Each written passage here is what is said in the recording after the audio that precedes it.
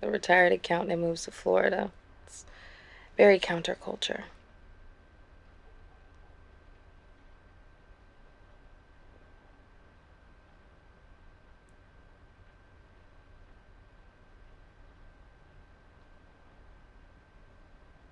I better get some sleep.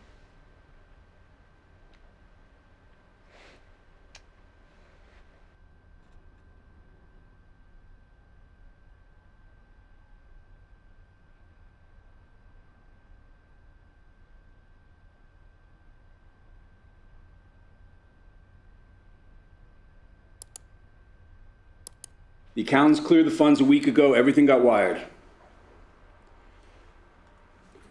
No one stresses the details more than me. The boat's completely cleaned. The paper trail has David Jones as the owner for the last 3 years. I had them name it the Little Mermaid.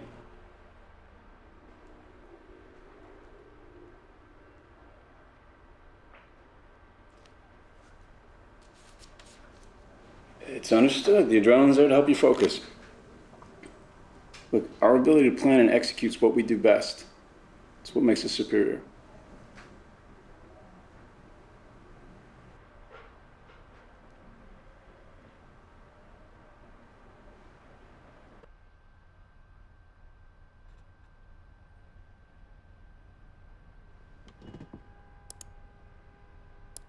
Yeah, I feel like an accountant. I shave the beard and try some glasses, but they didn't suit me.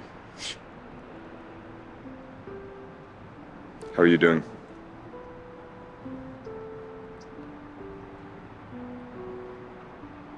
Come on, Ava. We've already been over this.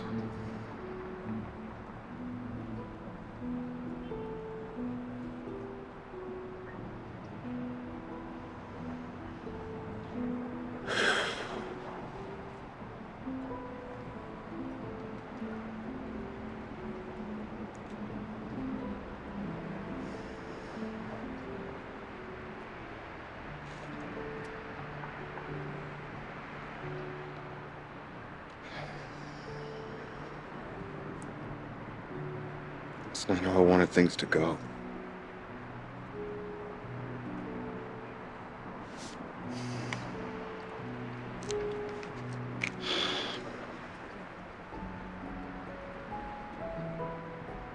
Okay. I'm sorry I called. I just wanted to see your face.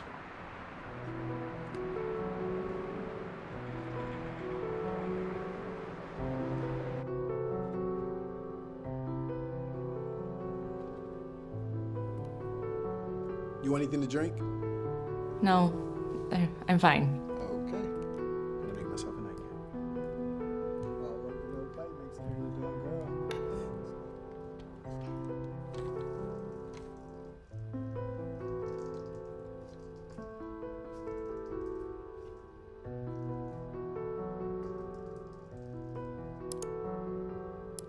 You look like an accountant.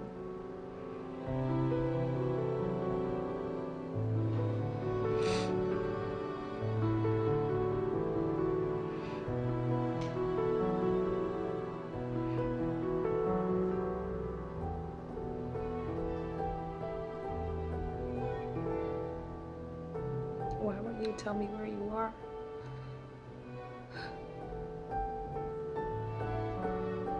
I used to tell my mom that I would never be second pegged to a guy. I would go out into the world and blaze my own trail. And here I am, crying over you. I'm sitting in a bar, asking my unborn child what is going through her daddy's head.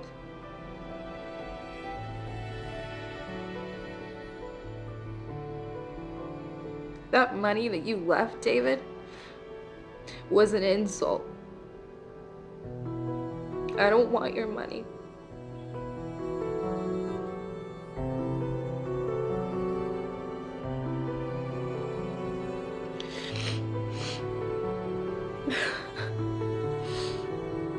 It's my face.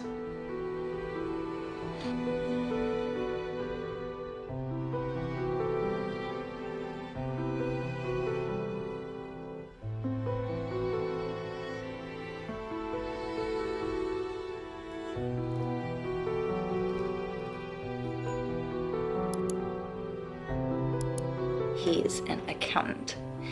He wanted to be a professional tennis player, but he was only the 10th best tennis player in his state, so sometimes he hits people to make himself feel like he still has that killer serve. Emma meets Paul at work when he comes in to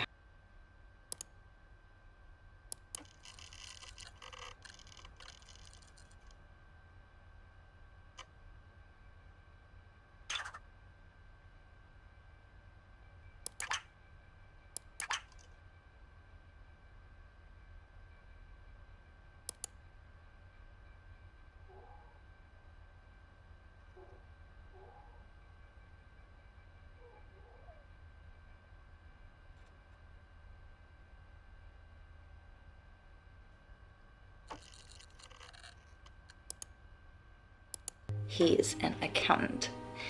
He wanted to be a professional tennis player, but he was only the 10th best tennis player in his state, so sometimes he hits people to make himself feel like he still has that killer serve. Emma meets Paul at work when he comes in to have a torn wrist ligament looked at. This is David. He is a gorgeous young FBI agent. Emma meets him at work too, where he is very chivalrous and steps in when a drunk patient in the ER calls her a bitch. So Emma stops dating Paul. She's dating David now. But Paul keeps getting drunk and calling Emma up and telling her that he loves her and sometimes that he hates her.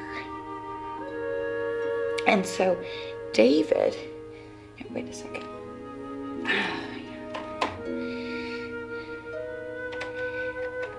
David starts watching over Emma's apartment.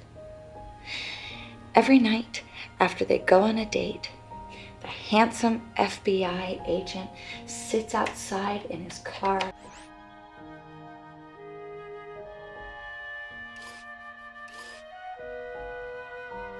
Watches over her while she sleeps.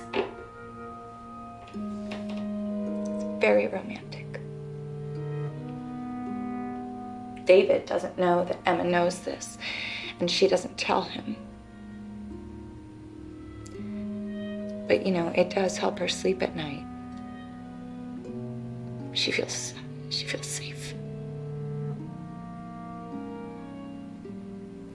So, one night, after they go out for ice cream, Paul calls, says he wants to come over.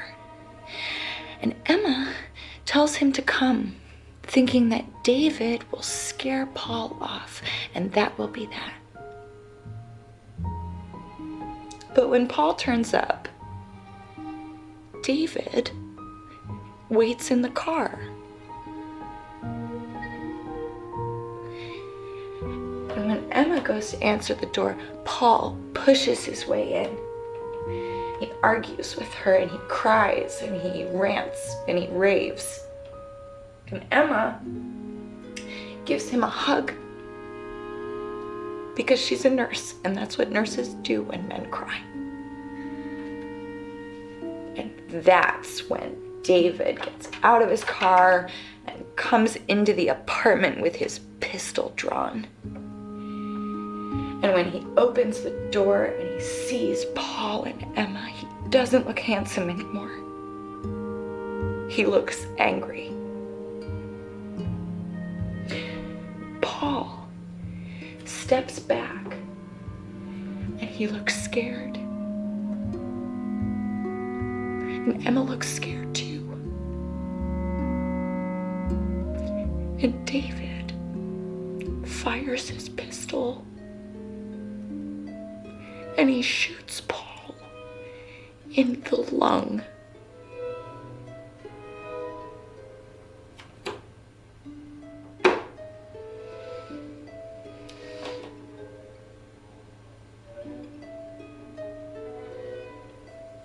takes Paul about 10 minutes to die.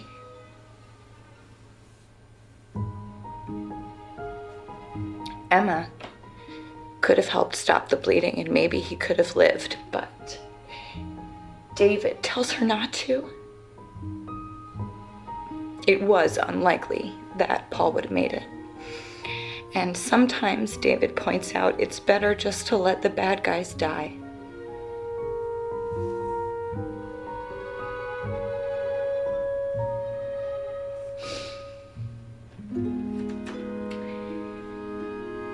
After watching a guy bleed out together, they get married.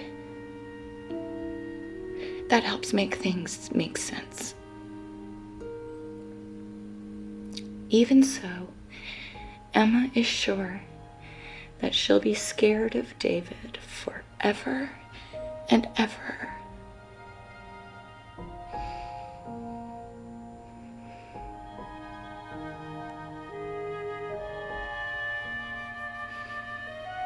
You waited because you wanted to save me. You wanted to be a fucking knight in shining armor.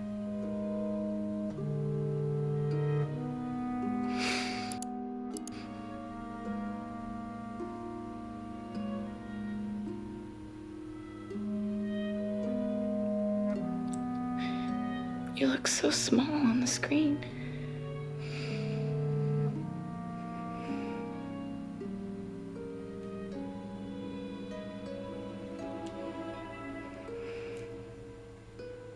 I love you, David. But I'm not scared of you anymore.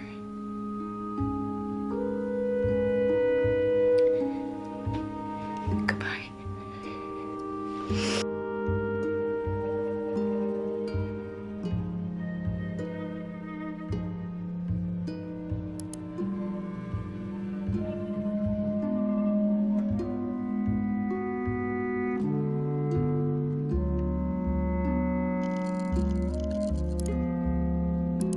Be a special agent.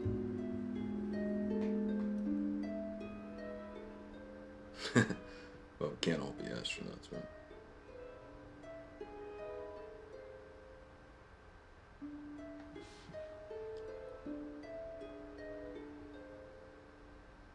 Yeah. Yeah, it is. You know, the rush, the adrenaline you get is nothing like it. You lie to people and they believe you. And I sleep like a rock at night because I know I'm helping people. So.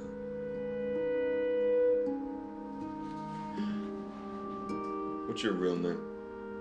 And don't tell me it's Snow White. What?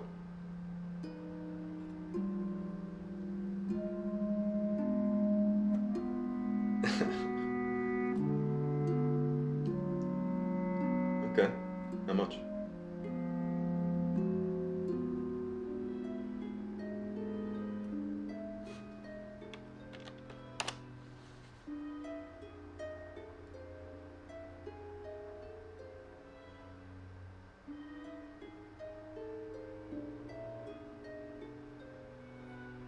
Michelle.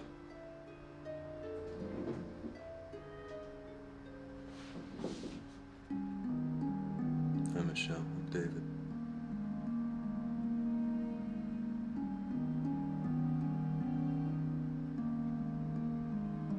Michelle.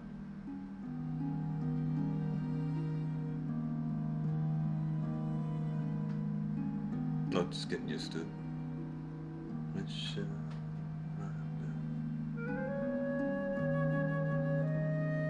I don't know what a Michelle looks like. Yeah. Yeah.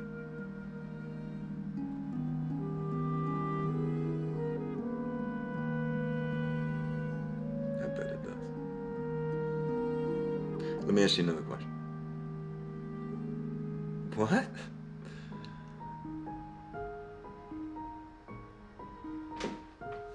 Okay. Next time. Yeah.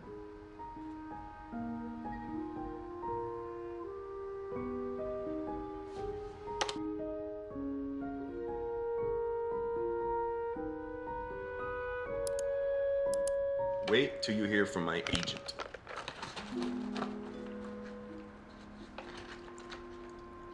But you are attracted to me? Thanks.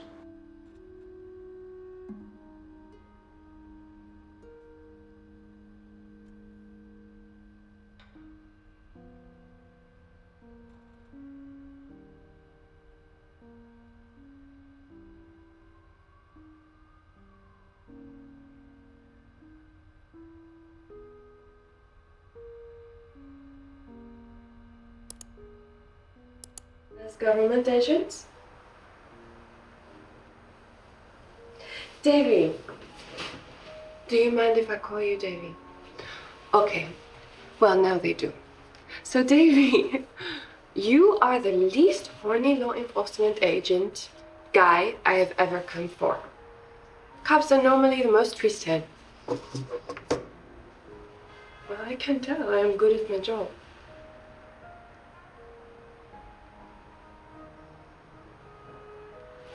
What?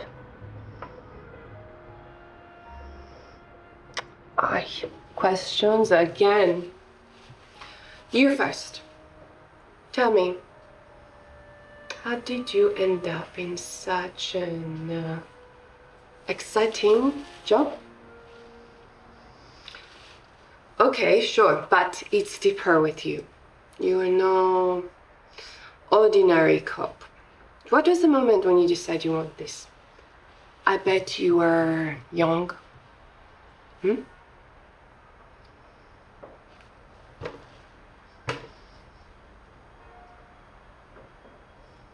Okay.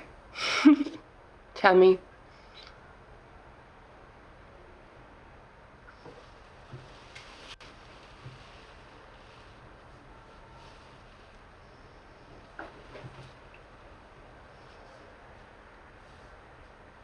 Mm-hmm.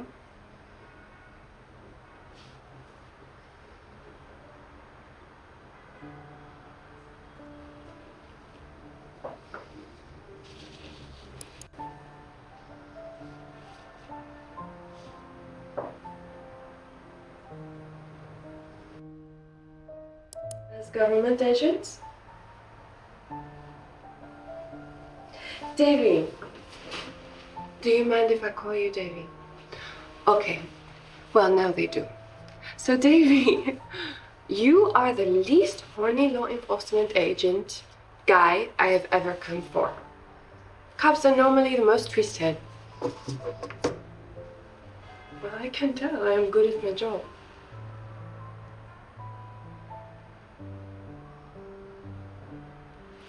What?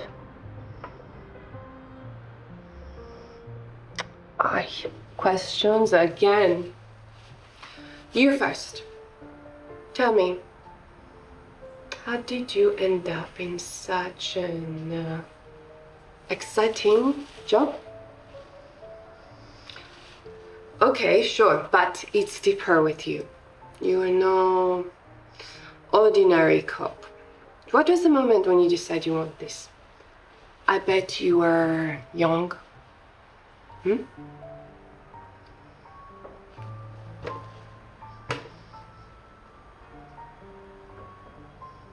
Okay. Tell me.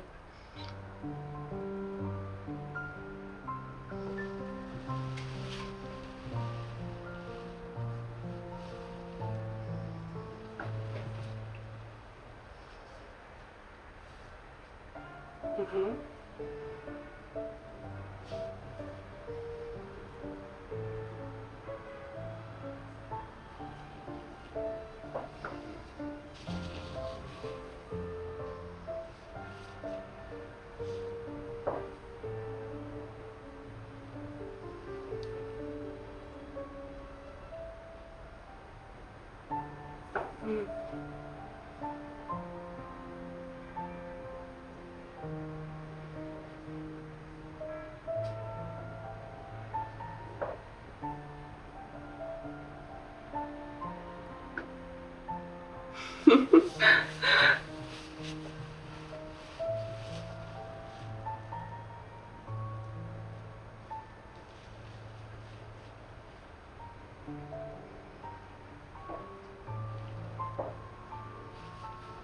Mm-hmm.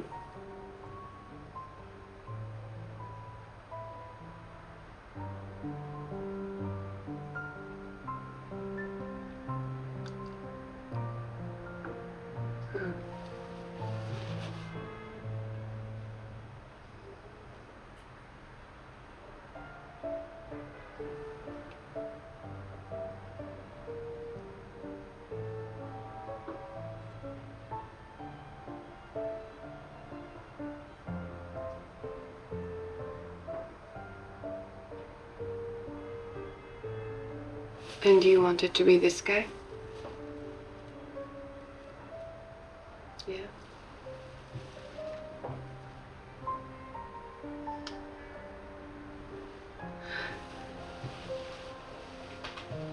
What? No, it was?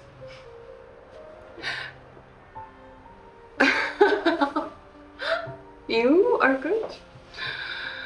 Oh. Well, I come from France, as you know, from Paris. My father was a judge, a powerful man. And when I was in school, I was sleeping with a guy who was a criminal. This upset my family. They were worried about a scandal. So my father sent me to America to study. And this is where I met my husband. He worked in a bank, he made a lot of money. But he treated me badly. And so I told authorities about his insider trading. I divorced him while he was in prison.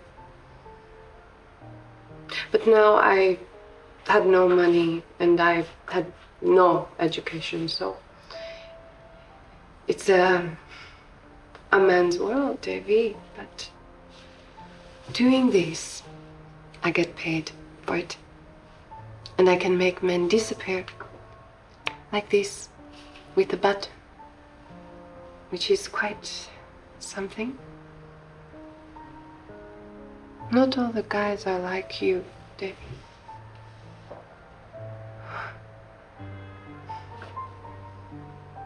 Yeah, I cross my heart. Oh, look. Here says Max. That was my first boyfriend. The criminal, he did the tattoo himself. It hurt a lot.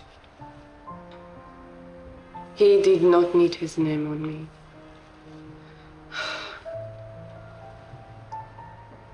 You do not trust me. Are you going to be one of my regulars?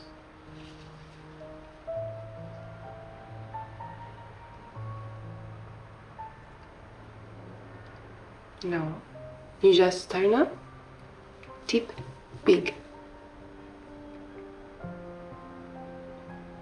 Bye.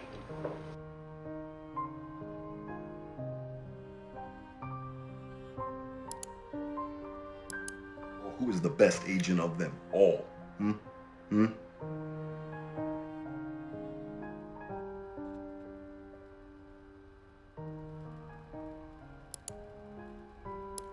Remember why we only give these jobs to agents with wives. All right, that's better. Those two are your targets for phase 3. Now, we know she thought a favor with him, and that's why the plan works so well. Not the obvious route into the organization, but she's credible.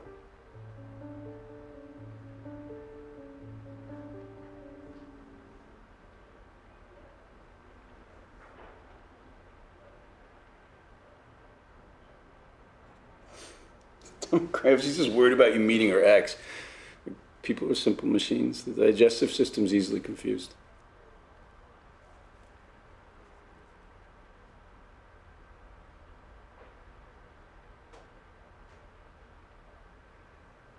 Excellent. Let them approach you.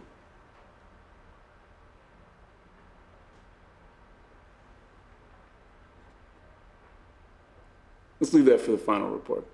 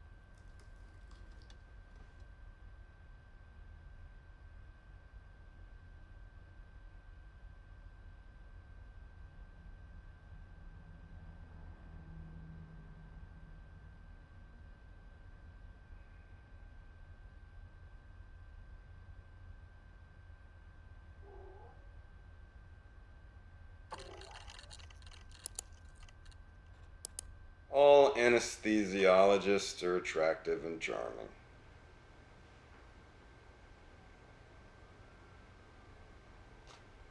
What's his name? Because I want to hear how you say it.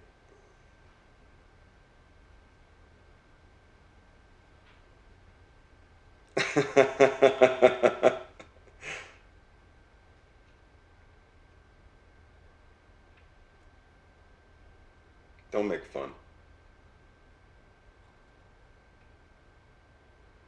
Stop it. Don't stop. You're turning me on.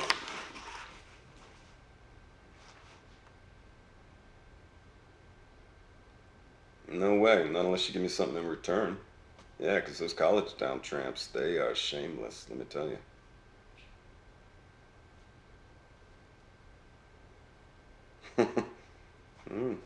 You talk a good game online.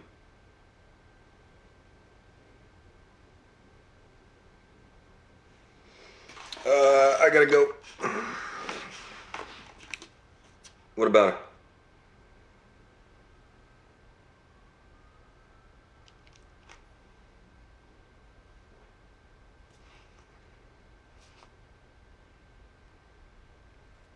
Don't be angry.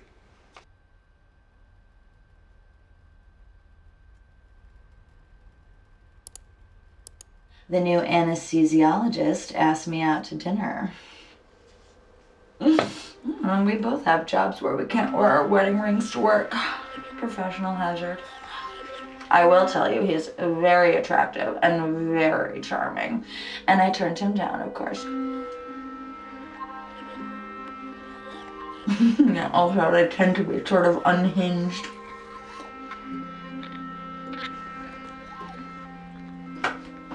What does it matter what his name is?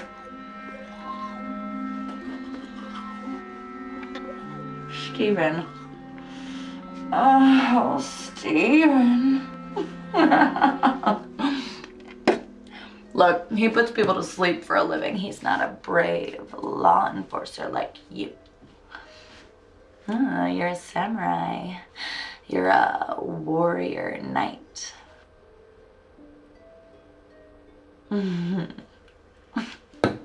Prove it. I want to take a look at what those college town tramps are being denied.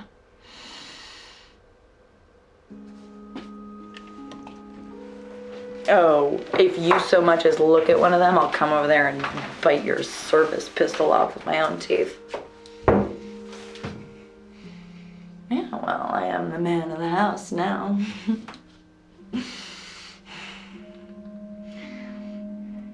Oh, no, wait, I wanted to tell you about Mama. Oh, she's coming for a visit tomorrow. Oh.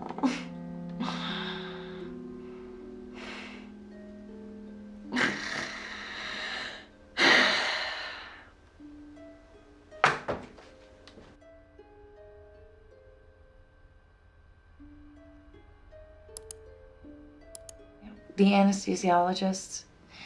And he said that I might need to take her to see somebody because at her age it could be dementia. But she hates hospitals, you know. She's convinced that the doctors had it in for Papa, and that's why. Yeah, I don't know. Maybe I'm just blowing it all out of proportion.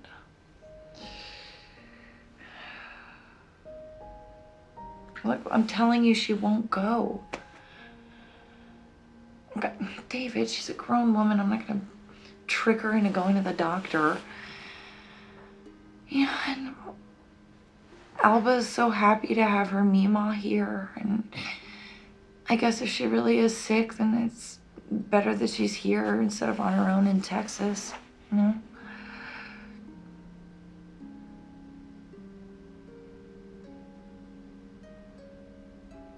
Screw you. You don't get to be jealous.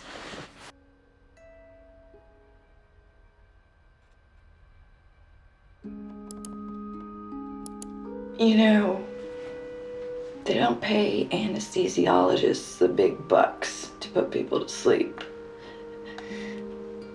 It's 'cause they can wake them up again afterwards.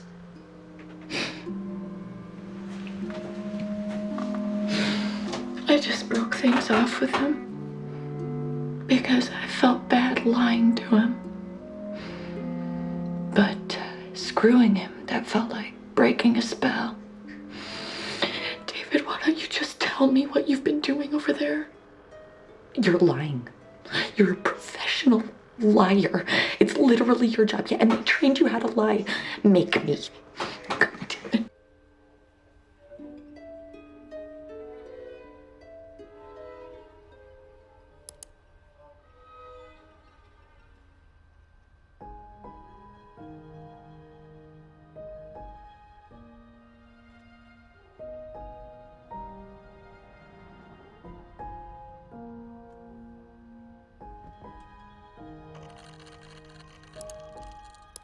Dressing up as astronauts and rock stars, but we knew eventually we'd end up working at the American Axle. I dream of being a singer, but I work in a record store, and you came back here from LA.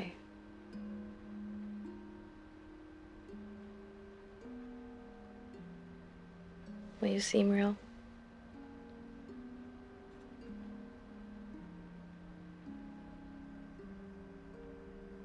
No. No, my mom works at American Axle.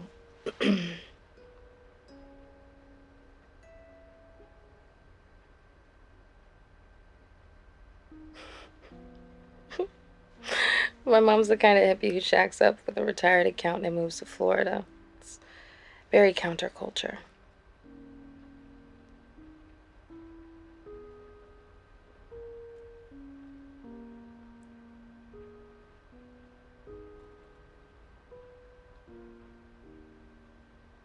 I better get some sleep.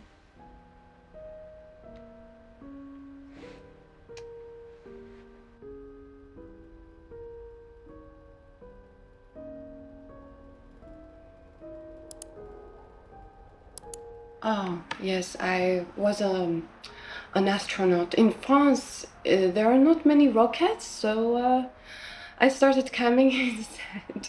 You asked too many questions, David.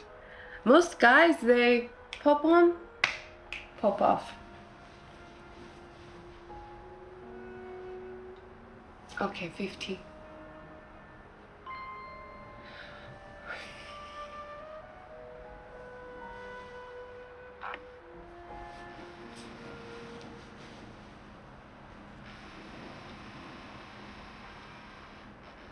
Okay.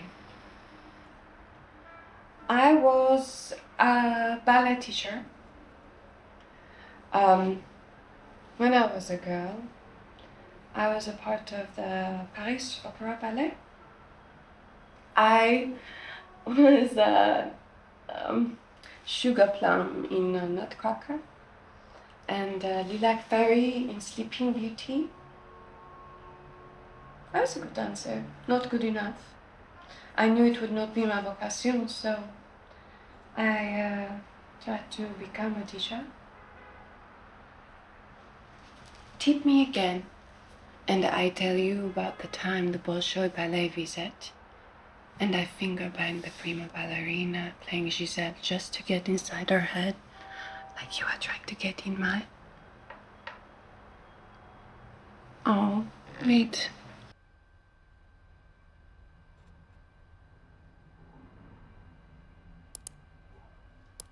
Well, we can't all be astronauts, right?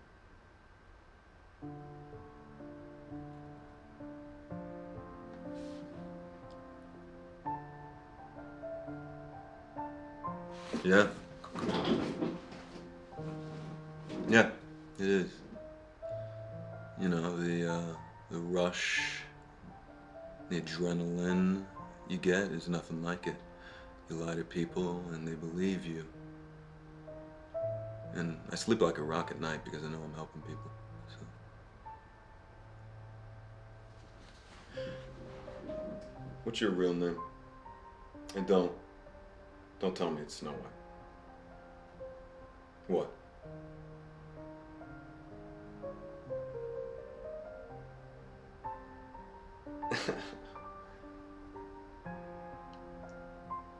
Okay. How much?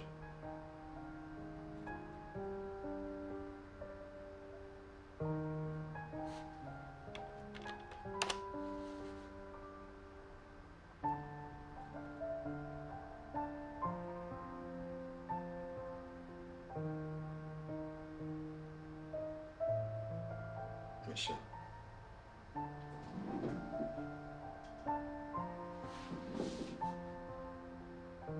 Hi, Michelle. I'm David.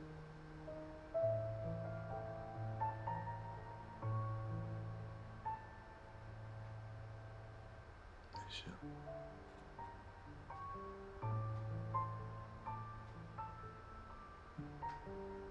No, just getting used to it. Michelle, my love. I don't know what a Michelle looks like. Yeah. Yeah.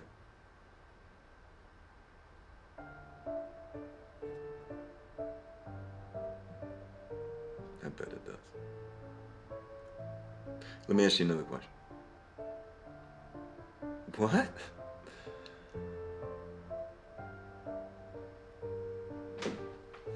Okay. Next time. Yeah.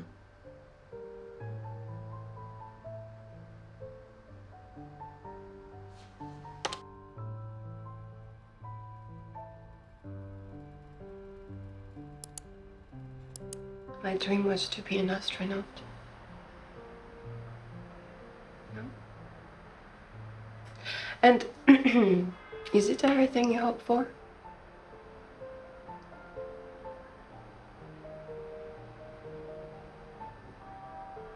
Hmm?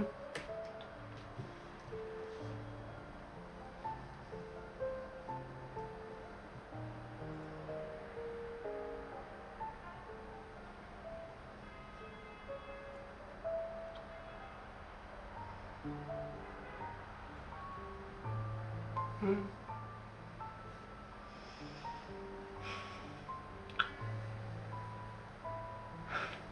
I knew it. This is your king. You like asking questions. It will cost you.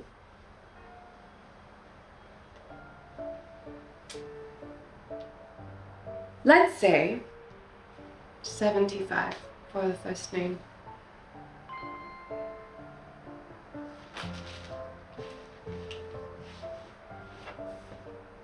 Michelle.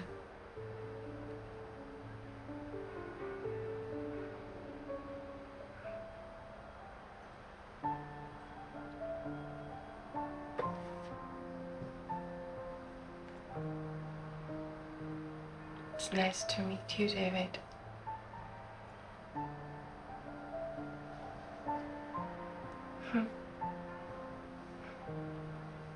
What?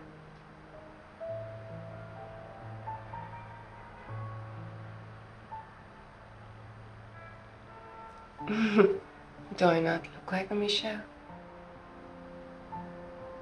It looks like this, and it looks like that.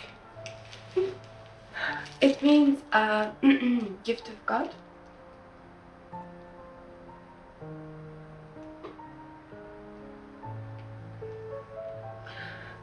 No, no more questions. You already know too much. Okay. Yes. I would like that.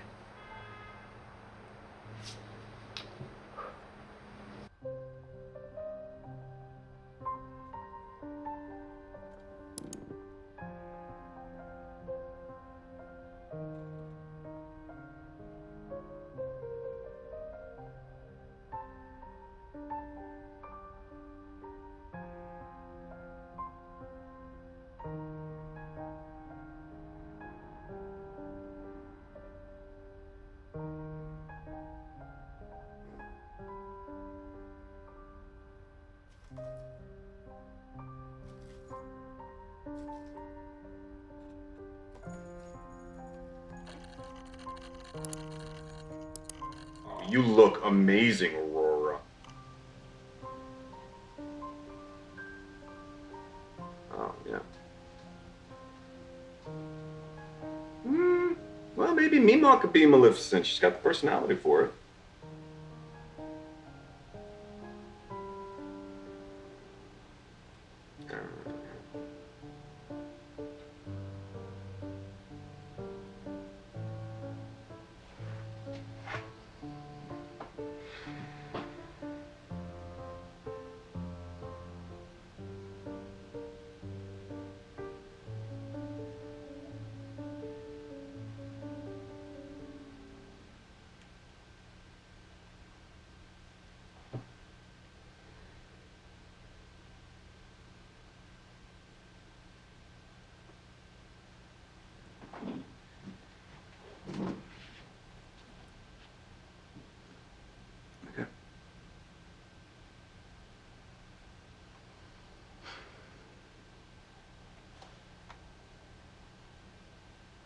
They said we're a strong family.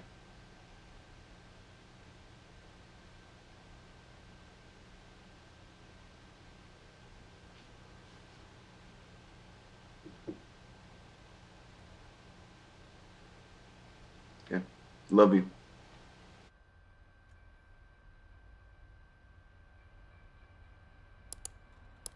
I'm Aurora. I wanted Mama to be Maleficent, but she doesn't want to. Yeah, well, Mama doesn't have Angelina Jolie's cheekbones. Oh, shh.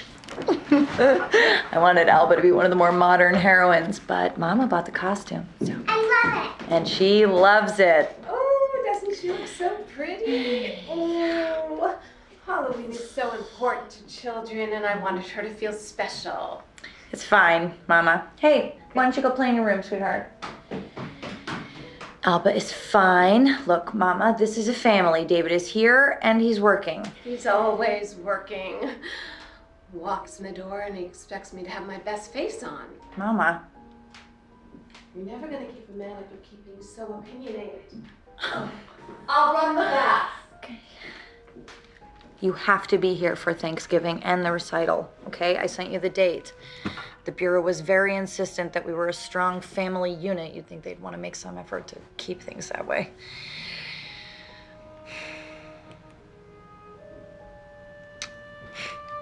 We should frame that report with our diplomas. We're both great at taking tests. I gotta go.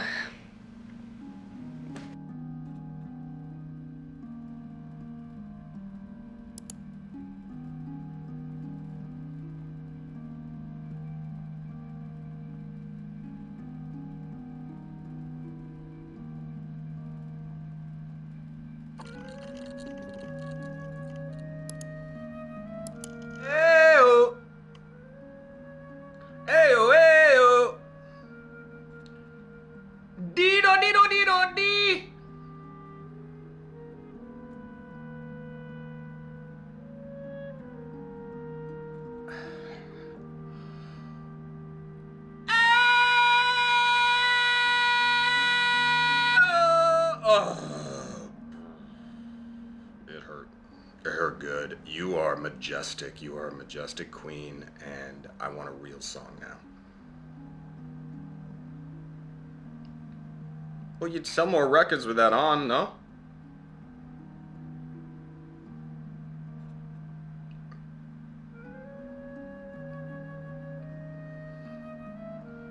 Well, I've got a like black suit or something. Maybe I can be a blues brother. The beard ruins these ideas. So. No. You wouldn't like me without a beard.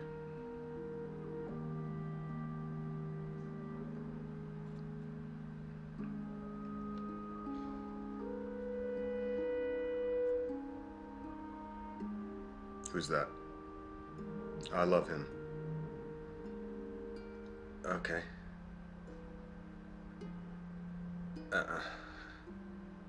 Wait, aren't these like all bad guys?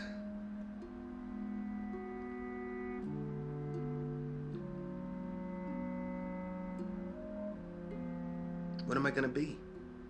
What am I gonna be?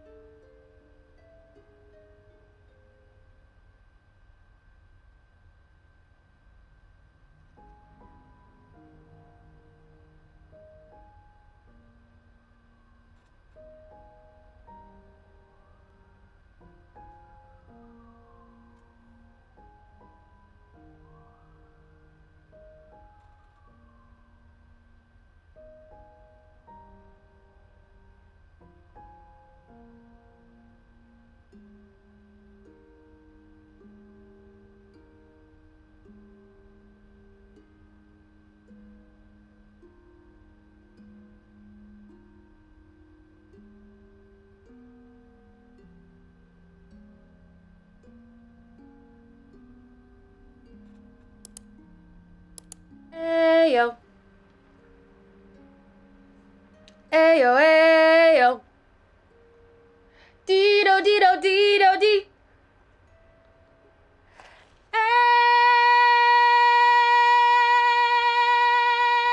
Ayo.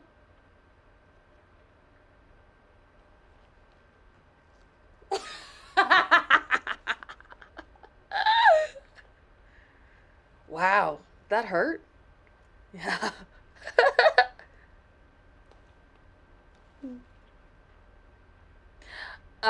I need to get this off and get changed. I have to get to work this afternoon.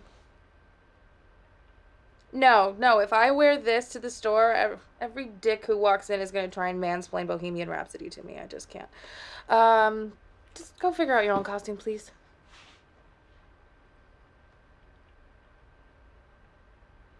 Ooh, Don Draper?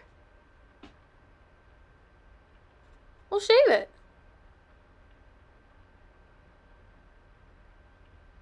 Ooh, well, if I can grow a mustache, you can lose your beard.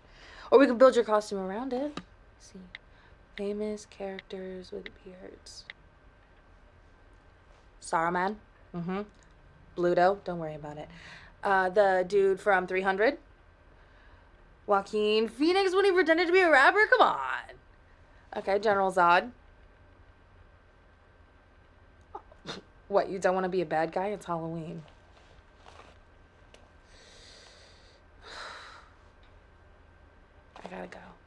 I gotta go. Figure it out. I gotta go. Goodbye.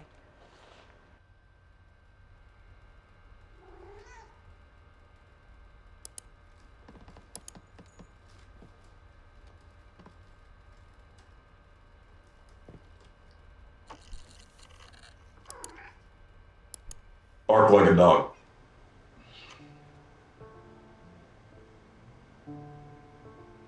All right, stop barking.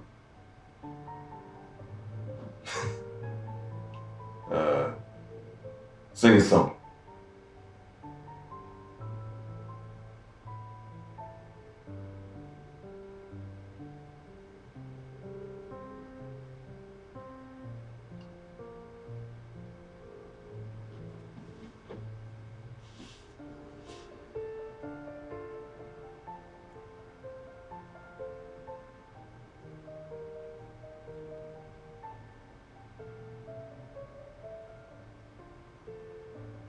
Stop singing.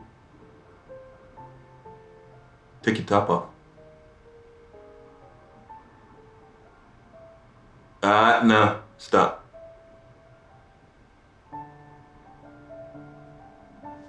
What's your real name? Where do you live? You lying to me? Do you like talking to me? What do you really think about me? What?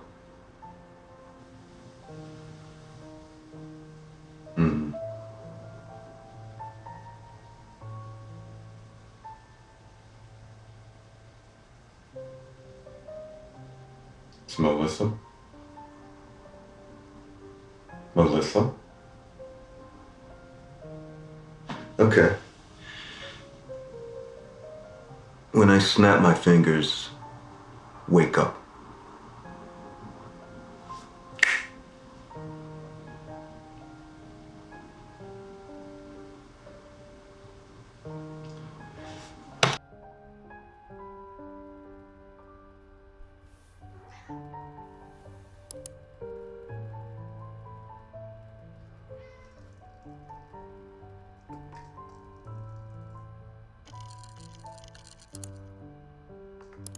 But beards and t-shirts are a good look on me.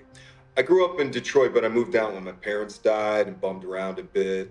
Grew up fast, had fun, and ended up in LA where I sold t-shirts on a boardwalk in Venice. And without meaning to, I became a producer at a video company making schlocky movies, but I made a decent earning. And last year, a good friend of mine died from an accident. And I decided that I was going to start taking things a little more seriously. I decided that I wanted to help make the world a better place. So I moved back here to Ann Arbor to reconnect with a younger, more pure version of myself and also get away from all the bad influences who had my number in California. I think to not be directly engaged in fighting for environmental causes today is a kind of moral cowardice.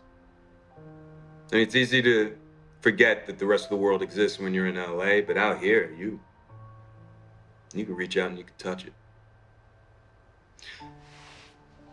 I've only ever been in love once.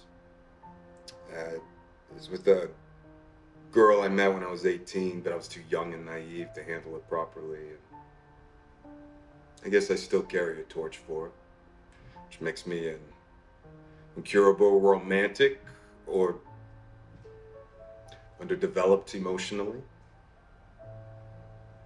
I'm a loyal friend.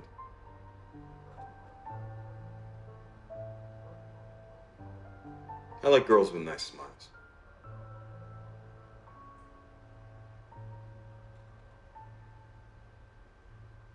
Nice smiles.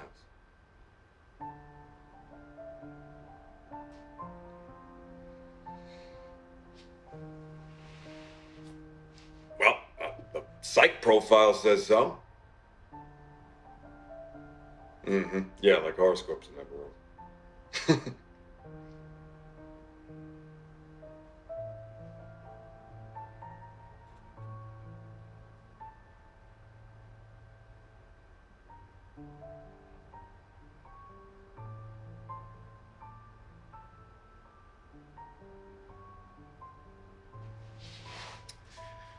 I am going to decorate an apartment.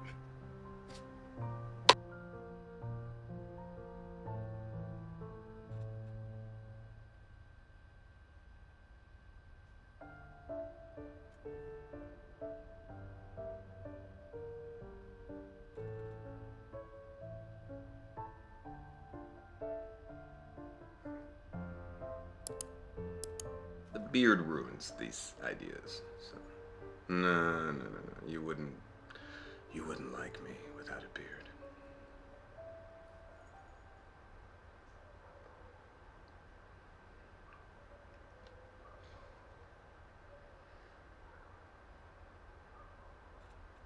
Who's that? I love him. Okay.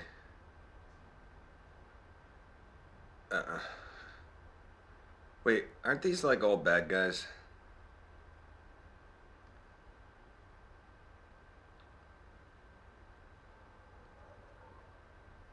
What am I gonna be? What am I gonna be?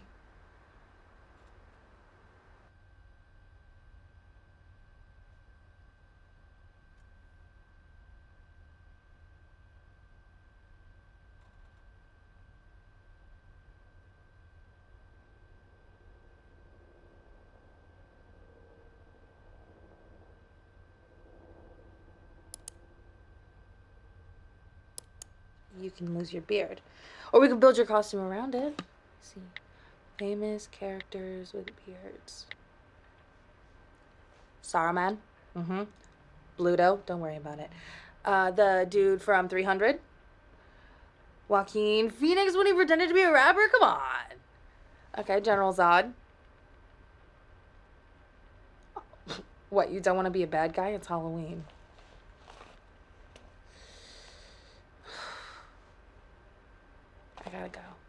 I gotta go. Figure it out. I gotta go. Goodbye.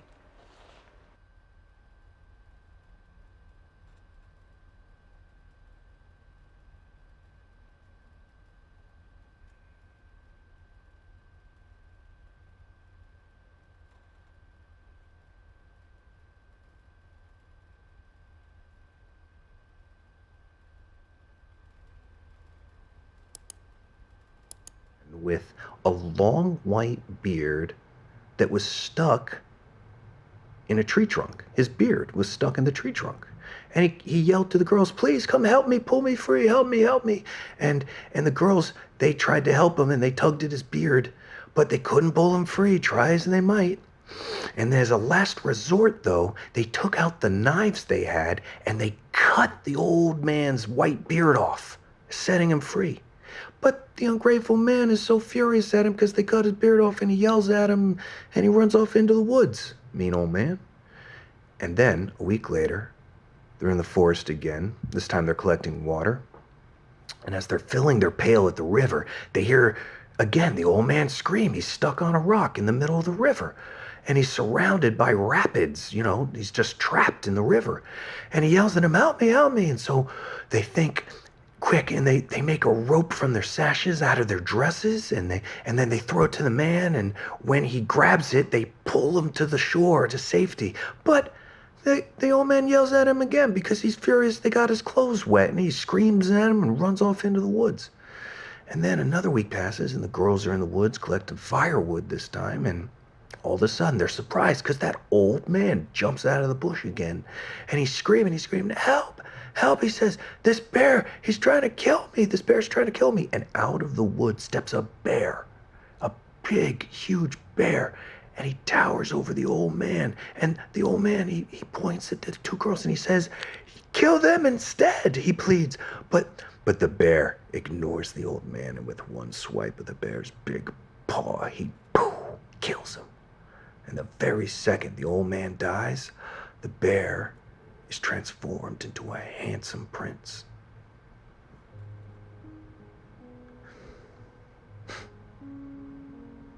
And the prince explains that the old man cast a spell on him a year ago after stealing his treasure, and with the dwarf dead, the spell was broken, and soon after, Snow White marries the prince, and Rose Red marries his brother, and everyone lives happily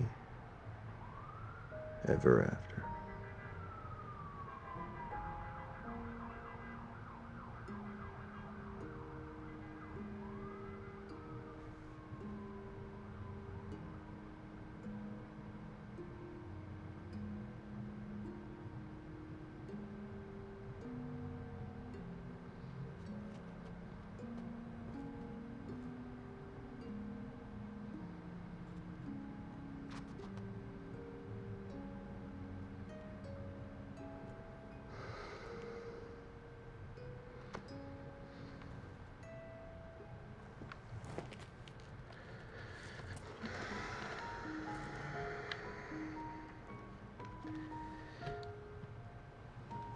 I was watching her sleep.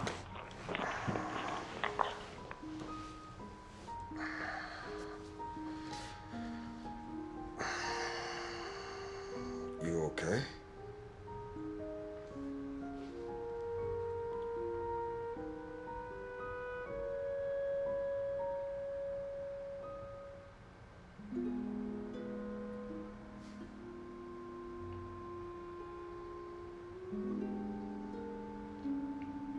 Yeah, Steven. Yeah.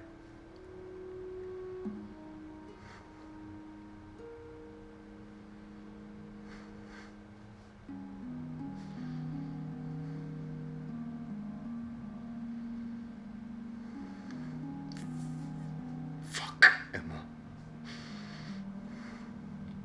Yeah, well, I haven't been sleeping with anybody. Yeah, no, I am a special agent of the Federal Bureau of Investigation, okay? No, just stop it, Emma. Stop it. I protect people. I protect people.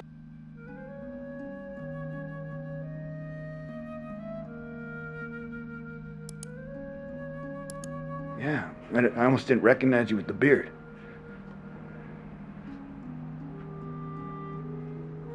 Well, it looks good on you. I stopped using this account for business a little while ago. I'll use it to chat with my kids and my hookups, so you were in very privileged company here.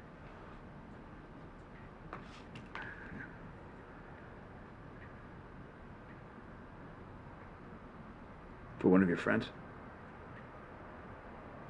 That's good. Yeah, I like your movie money. It smells so clean, you know? What do you need?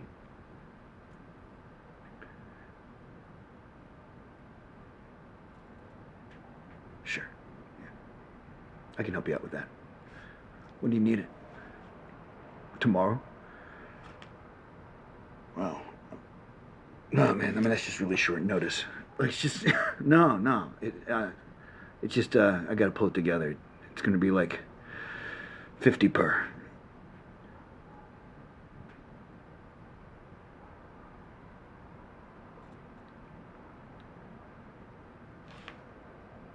No. No. Okay? David, I'm not. Look, you know I'm not.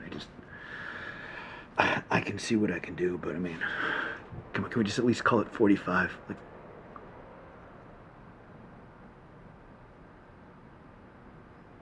okay. Thanks, man. I appreciate that. That's good. No. Okay. 1 o'clock. All right, I'll be there. Wear something nice? This doesn't look good to you? Go to hell, David Miller.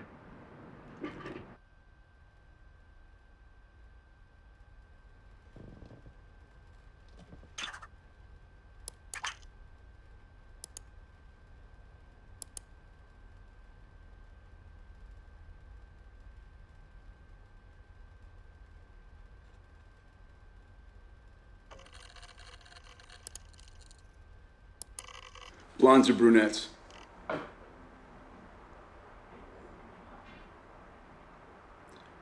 You leg man, tit man, ass man?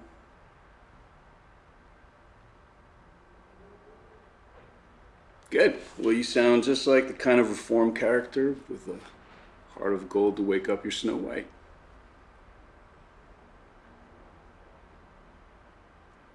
They're never wrong.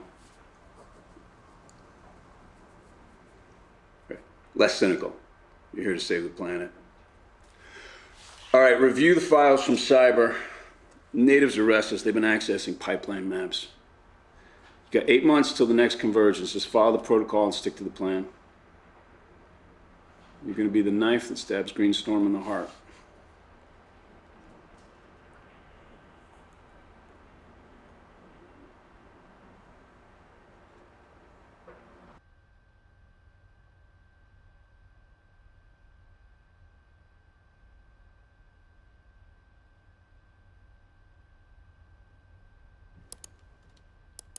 You know, you're pretty smart for a blonde.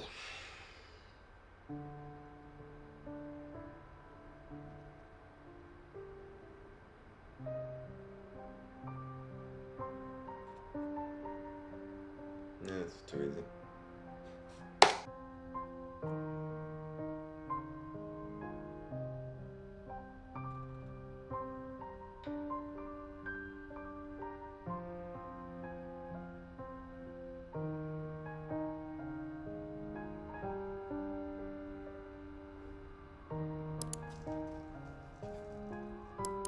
See, I add blonde to my tags and 100 guys show up asking me to call him daddy.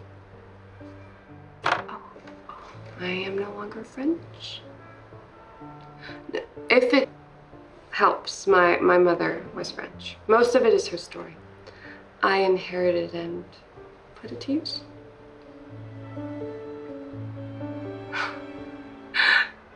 There is no loyalty in this business. You all like fresh meat. And you don't tip enough to be a regular.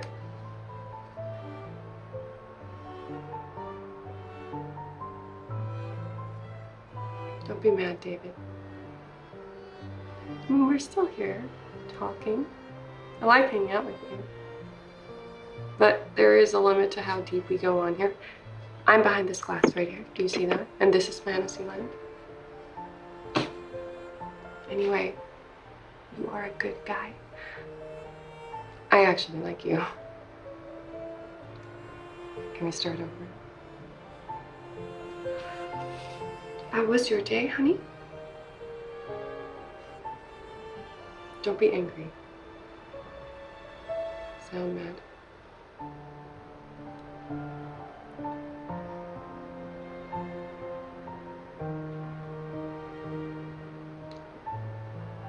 Well, tell me about it.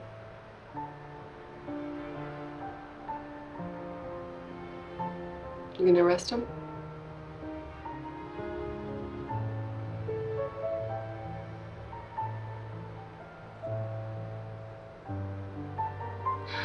One less creep in the world to start. Are you telling me this so I could talk you down?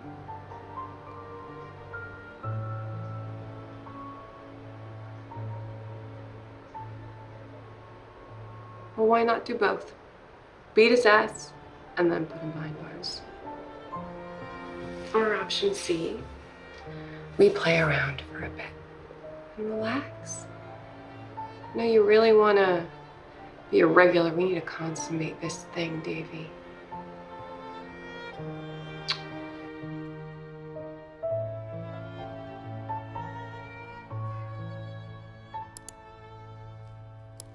She had the most beautiful blonde hair. It was so beautiful, it caught the sun like it was gold. It was so beautiful. Well, maybe she becomes one. Just wait and see. All right. So, her father, he liked to tell tall tales. Okay? And one day he boasted to the king that his daughter was so talented that she could spin straw into pure gold. All right? And the king, he called him out on his bluff, and he summoned the girl, and he said that if she could truly make gold from straw, then he would allow her to marry his son, the prince. But if not, he'd chop off her head. Okay? Yeah, because he's a very severe king. Well, I mean, then she'll be a queen, and in the old days, most of the girls wanted to marry a prince, right? So, I like that. Anyway, the king, he locks the girl in a tower with a spinning wheel and a small pile of straw. And he says he's going to return in the morning, all right, to see if she has made the straw into gold. And the night passes, and in the morning, she's given up all hope, right? When all of a sudden, a little small strange man appears, okay? And he asks her if she has any wishes, and she says she wishes to turn the straw into gold. Right? And so the imp says he can do such a thing, but first she must give him her necklace. So the girl gives up her necklace, of course, and the imp, he sits at this spinning wheel, and he starts to spin, and he spins, and he spins, and he spins, and he produces this pile of golden thread. And then there's this knock at the door, right? Because it's morning, and he just disappears, and the king comes in, and there's this small pile of gold, and he is amazed. The king is so amazed, but he's suspicious because he thinks this might be a fluke. You know what I mean? So he moves her to a second tower with an even bigger pile of straw. And again, same challenge. Spin the straw into gold by morning or off with your head. So the girl waits and waits all night long, and then again, just before dawn, that little imp appears. Okay, and this time he demands her ring. So she, of course, she gives him a ring, and he spins the gold into straw, and then he disappears, and the king comes in, and there's this pile of gold, and the king is almost convinced, but for a final time, he throws her in a third tower with a huge pile of straw, and he says, you gotta turn this straw into gold, and he leaves. And yet again, just before dawn, that imp appears. But the girl, she doesn't have any jewelry left. Right? So what's she going to do? And the imp says, if you give me your firstborn child, I'll turn the straw into gold. And the girl, she's so terrified that she says, yes, of course, of course. And the imp, he spins the entire huge pile of straw into gold. And right before the king walks in, he disappears, and the king opens up the door, and he's so excited, he can't believe it. He says, truly, you are magical, he says. That's his voice. And then the very next day, the girl, she's married to the prince, right? And despite all the weirdness of this marriage, they actually really like each other. In fact, they fall in love. And 2 years later, that little girl, now a princess, is pregnant.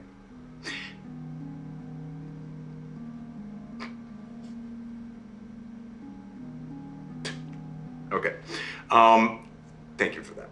Now, in the summer, she gives birth to this beautiful baby daughter. Okay, but her happiness about this new little girl, it's short-lived, because guess who comes back? The imp. The imp reappears, and he says, I've come to collect my reward, he says. And the baby is mine. And the princess, she sobs, and she offers him like all the riches in the kingdom. But he insists. He says, I want that baby. And she begs him, please, to. And finally, the imp says, okay. If you can guess my name within 3 days, you can keep the baby. But if not, the baby is mine. as we agreed. And he leaves, and the princess, she is distraught. I mean, she immediately sends all of her staff and her servants out into the kingdom to figure out this little imp's name. But by midnight of that first day, no one's been able to track down anything, or the creature, or his name. And the imp, he appears, and he asks her, "What is my name?" And she guesses, "Is it David?" And he laughs. He says, "No, 2 more guesses." And he leaves. And the next day, nothing. Nobody comes back with any information. And he arrives again at midnight. And she guesses this time, no, it's not. He says, "No." Laughs the imp, okay? He says, "No." And he leaves. It's not Stephen. And the next day, the princess is so upset because she doesn't know what to do. She only has 1 more guess, 1 more day. And so she leaves the baby with her servants and she just walks into the forest because she's so worried she's gonna lose her baby. And she wanders and wanders all day, and into the evening, she wanders, and suddenly she comes on a small clearing, okay? In a little field. And in that little field is a little tent, and in the center of it, there is a little small fire, and she hides. She hides behind a bush. And out of the tent, to her amazement, out comes the imp. And he's dancing around the fire, right? And he sings, "Today, plans I make. Tonight, the baby I take. The princess will never win the game, for Rumpelstiltskin is my name."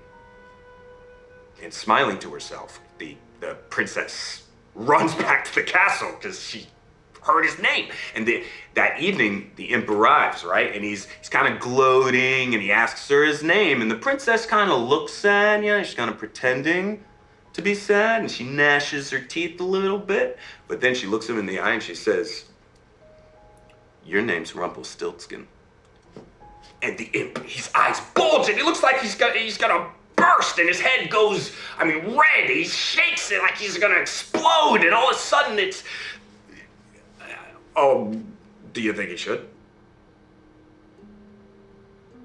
Okay, well, then Rumpelstiltskin ran away and he never came back. And the princess became queen, and her daughter grew up to be a wonderful queen in her own right, and everyone lived happily ever after. Yeah? Yeah.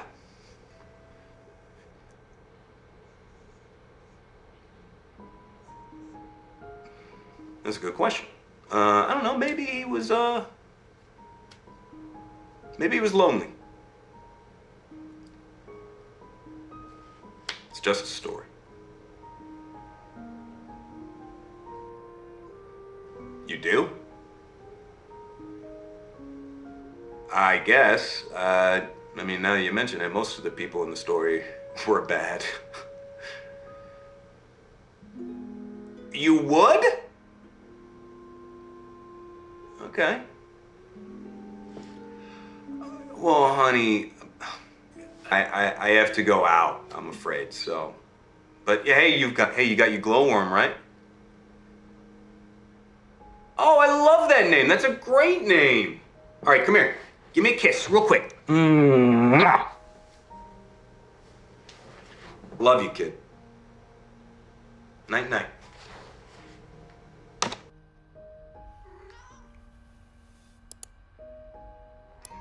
Who had long, long blonde hair that people said looked like gold. Yeah, sure, why not? There was a girl called... Okay, so Emma, she has long blonde hair, and she really wants to marry the prince, but she's just a farmer's daughter, right? Well, one day the king comes riding through her village to water his horses, and she hears about it, and so she urges her father to go to the king and boast about his daughter and her long, beautiful hair. And while he's doing that, she quickly throws on some of her best jewelry, but when her father stands before the king, he gets really nervous and he misspeaks and he tells the king that his daughter can spin straw into gold. And the king is intrigued. He asks the girl to confirm, is this true? Can you spin straw to gold? But she wants to win the king's favor, so Emma says, yes, I can spin gold from straw. But the king's no fool. So he decides to call her bluff and he proposes a challenge. If you can turn straw into gold, you may marry my son, the prince, but if not, you will be exiled, which means kicked out. Well, Emma, she's unable to refuse such an offer, so she accepts. And the king takes her to his castle and he locks her into one of his towers. And there in the tower room is a spinning wheel with a large pile of straw. And he says he'll return in the morning to see if she can actually spin this straw into gold. Well, Emma, she spends all night trying to think of some excuse or, clever way to get out of this situation. But as dawn approaches, nothing. She really starts to worry. And that is when a strange man appears. And he asks her if she has a wish. And she says, I wish to turn this straw into gold. And he says, I can do that, but you must give me your necklace. Well, the girl quickly takes off her necklace and the imp sits at the spinning wheel and he starts to spin and spin and he spins all of the straw into a large pile of golden thread. And then there's a knock at the door and the imp disappears and the king comes in and he sees the small pile of gold and he's amazed, but he's a little suspicious. So he moves the girl to a second tower. And this time there's a much larger pile of straw. Okay, and it's the same challenge. You spin that straw into gold, marry the prince. If not, you're kicked out of the kingdom. And yet again, just by morning, the girl, she waits, and again, there's nothing. She can't do it. But right then, that imp appears again. And this time, he asks for her ring. And so she gives him her ring. He sits down, he spins that much larger pile of straw into gold, and boom, disappears right at dawn, right before the king walks in, and he sees this larger pile of gold, and he's almost convinced. But for a final time, the king moves that girl to a third tower, where there is a huge pile of straw. And he locks the door again. And yet again, just before dawn, that imp appears. But this time, the girl, she doesn't have any jewelry to give him. What can she do? Well, the imp, he smiles, and he tells her that if she will give him her firstborn child, then he will spin the straw into gold. Well, Emma, she has no option but to say yes. So the imp, he sits at the spinning wheel and he spins that huge pile of straw into golden thread. And he disappears right before dawn, and the king walks in and he opens the door, and the king is amazed. He says, I thought you were lying, but you are for real. And the very next day, the girl is married to the prince. And on her wedding day, she smiles wider than she's ever smiled before. And her hair shines like gold itself. And a year later, Princess Emma gives birth to a beautiful baby girl. And later that week, she's putting that little baby into a cot when suddenly that little man appears again, that imp, and he says, I have come for what is mine, the baby. And the princess, she begs and begs, and please, no, don't take my baby, I'll give you anything. She offers him all the riches in the kingdom. She offers him everything, but he refuses, so she gets on her knees and she pleads, please, please, I'll give you anything. And she says, okay, if you can guess my name, I will not take your baby. But if you cannot, the baby is mine. I will give you 3 guesses. And then he disappears. And the princess, she's terrified. So she calls in all of her staff and all the spies and the soldiers or anyone who has a horse to go and scour the kingdom to figure out this little imp's name. And the next day, the first spy returns and he tells her, oh, okay, sure. Okay, Daniel. So the imp appears and he asks if she has a guess, and she says, Daniel? But the imp laughs. Wrong! 2 more guesses. And he disappears. And the very next day, another spy returns. But this time he says that he's heard villagers talking about a strange man who lives in the mountains. Now, No, honey. That would end the story too soon. A little too soon. Ah, okay. All right. Well, okay, in that case, the spy returns and says Rumpelstiltskin is this strange man's name, and the princess waits in her room, and at midnight the imp arrives, and he says, now your second guess, and he cackles, and he's gonna rub in his hands, and the princess smiles and looks him in the eye, and she says, Rumpelstiltskin. And the imp is amazed. I mean, he's so surprised that he faints, like, right in front of her, and Emma has him arrested and thrown in the deepest, darkest dungeon, and she lives happily ever after, and the end. Okay. Good night. I love you. Hey.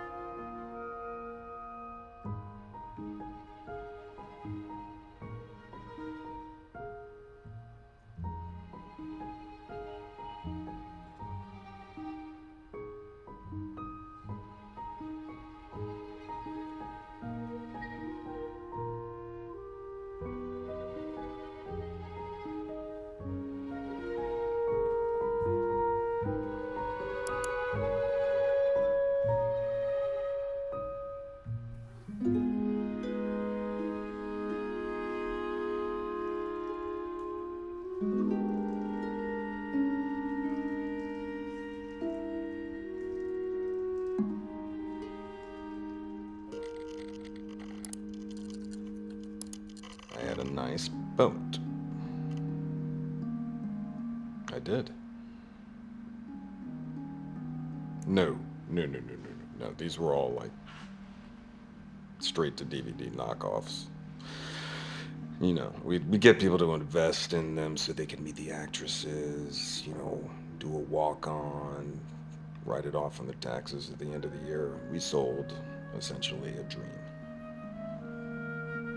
Well, yeah, because there's only so much time you can spend in that world before you go crazy. You know? And,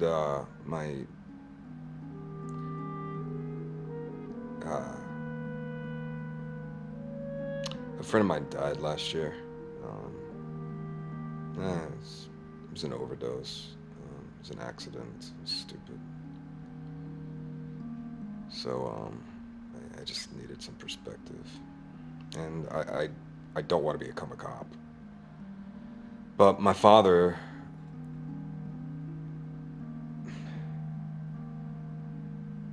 He stood for something.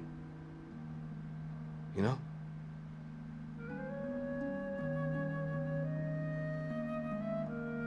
Did that sound scuzzy? No?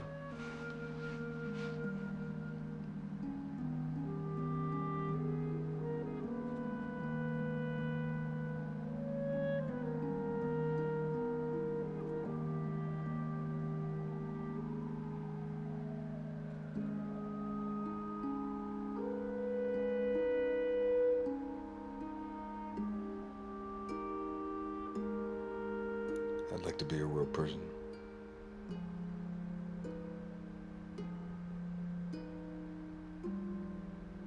What about you?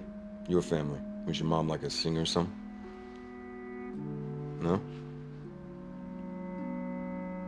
Oh, okay. I was thinking, you know, you, but older, kind of a grungy hippie look.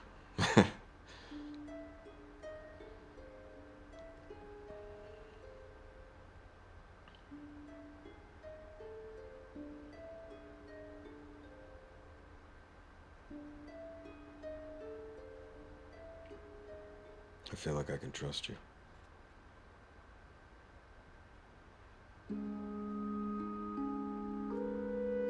Can I?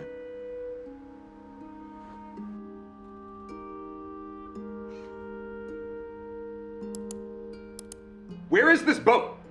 Okay? Because I need to push them now, Mike, now, while they're reeling over Peter. Yeah, don't lie to me, Mike. Come on. Yeah, and everything's legit because I'm not going to deal with any of this Donnie Brasco bullshit.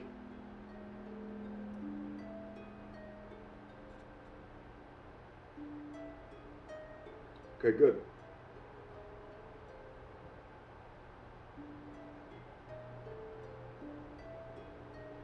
Look, I'm sorry, Mike.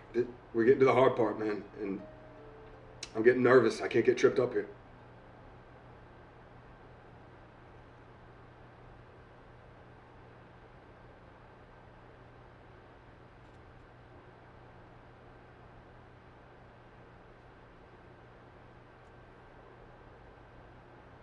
Okay, thank you, sir. I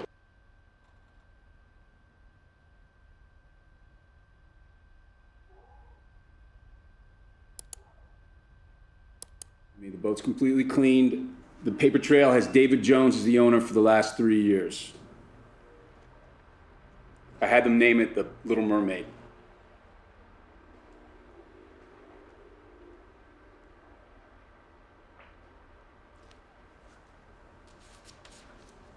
It's understood. The adrenaline's there to help you focus. Look, our ability to plan and execute is what we do best. It's what makes us superior.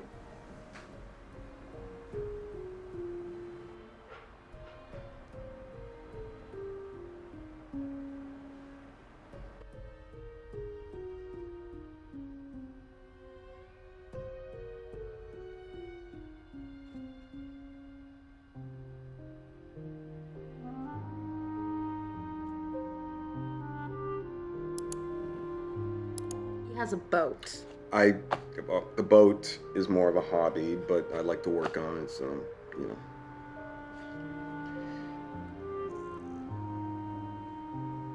know. Well, I don't know if I'm that, so. Because I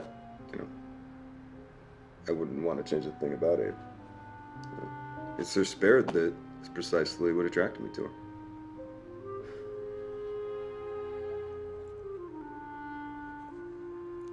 I know she is. Yeah. Are you blushing? Anyway, You're blushing. we have to go. We don't have to go Okay, anywhere. we gotta go. We have nothing to We're do. gonna wrap this up. I love you so much. Big day. Thank you, Mom. I love you. Nice to meet you guys. Bye.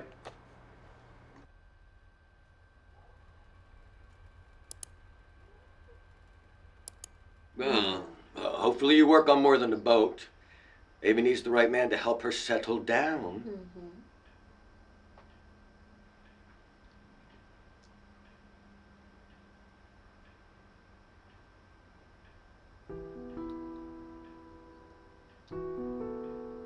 Well, you are making my girl smile, so that's all that matters. You know she's gonna be famous one day. Don't be bashful, you have a beautiful voice.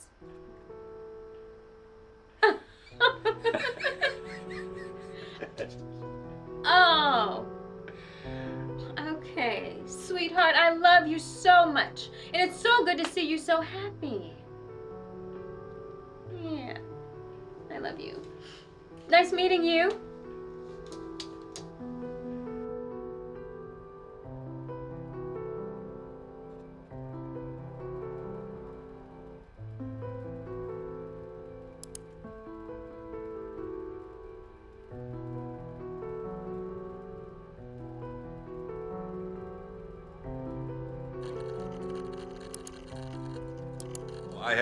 I have books too, because guess what I did? I unpacked. Check out the unpacking job. Look at that. Look at all the unpacking that happened. See that?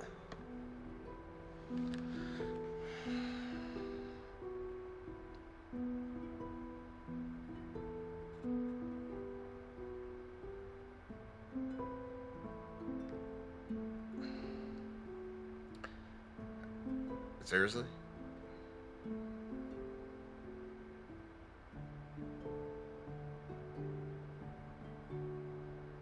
Okay.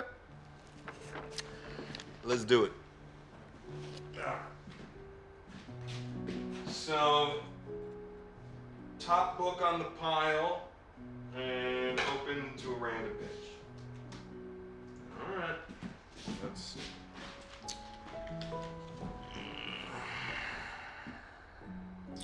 Right. Here we go. They brought us parrots and cotton thread and bartered them for glass beads and little bells. They do not bear weapons, nor do they know them, for I showed them swords, and they took them by the edge and cut themselves through ignorance.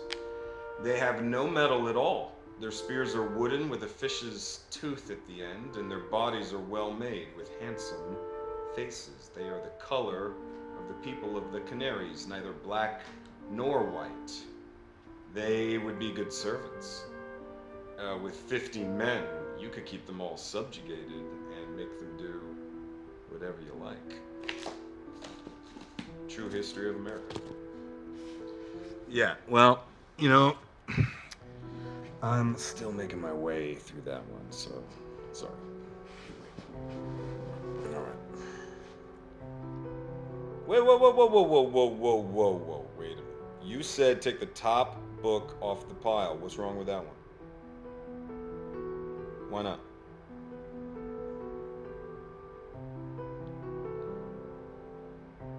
You write and you sing. I mean, that's impressive. Wait, I thought you said you didn't like to sing in front of people. Why wouldn't you tell me that you're in a rock band? I mean, that's kind of cool. Okay.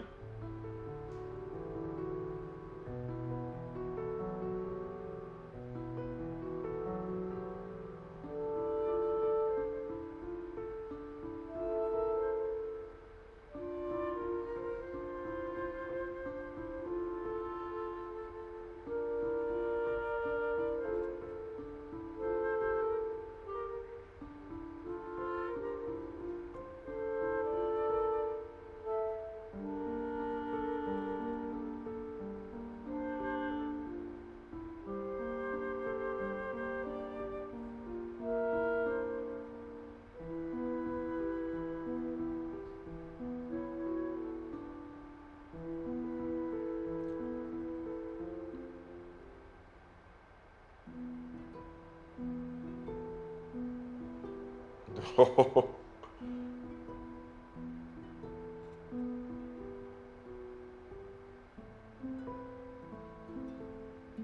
Damn, Hollywood was intense back then, huh? You know, I've played this game before, but the rules were like whatever passage you read meant how good you were in bed or something.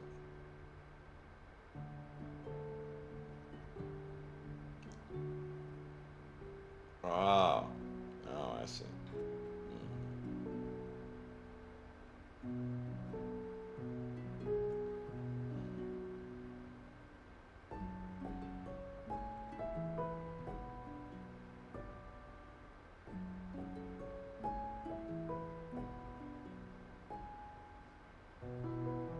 Yeah, I'm also, you know, I don't know, rebooting, you know, and I'm not in any hurry to do or say whatever, you know.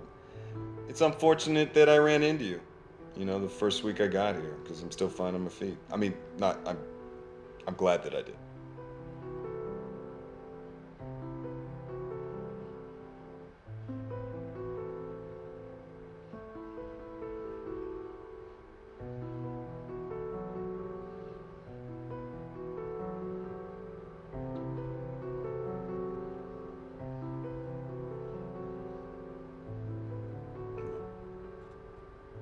Good night.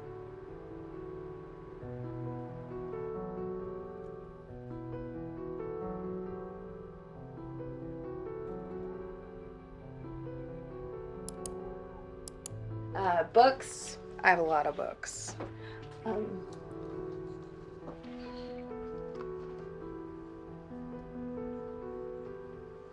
Oh wow, yeah.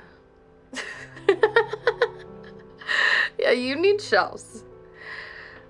Oh, here is the thing that we can do. Okay, grab the top book off of your pile and turn to a random page, and I'll do it too.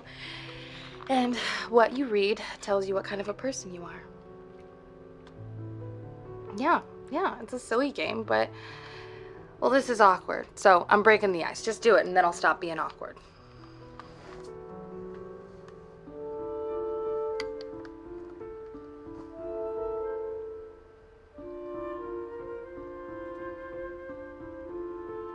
Yeah.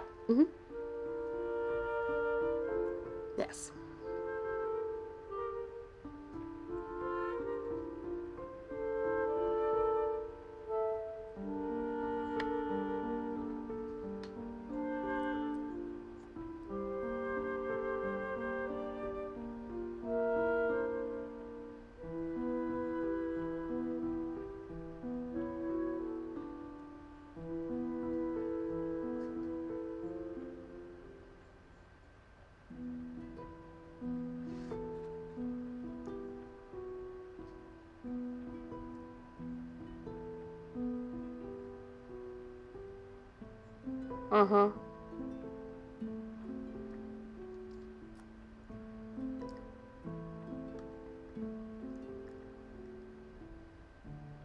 Columbus was a motherfucker.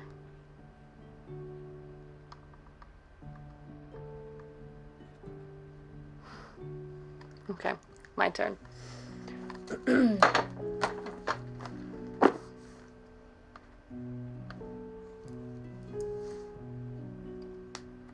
Oh, I'm not reading that. Well, it's not a proper book. It's where I write my lyrics. For my eyes only. Yeah, I used to sing in a band. I don't. Anyway, I got out of the habit.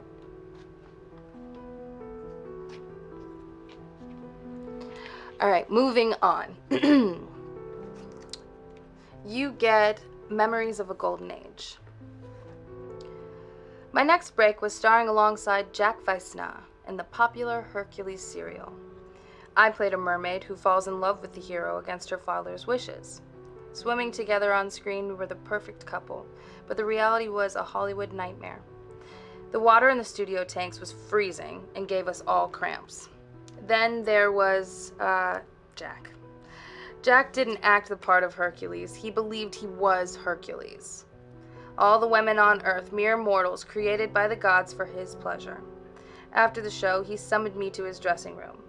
Inside, he was stood, naked, posed like a classical sculpture, a shockingly well-endowed one. I ran, and Hercules and his and his club chased me down the corridor like something out of a horror movie. Okay, that's an old library book. It falls at that part. So. I like reading about how people got famous.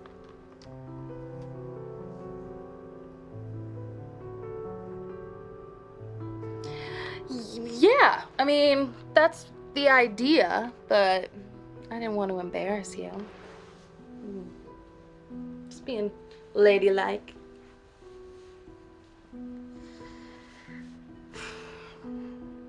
I had fun tonight. And listen, I don't want you to think that my Cinderella act, I'm in a place where I'm not really rushing anything like that right now.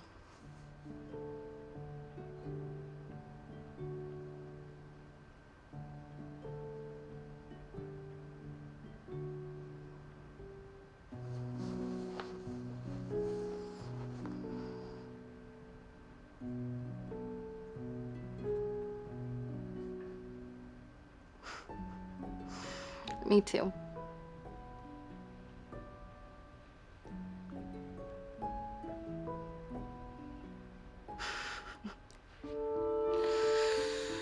Ugh.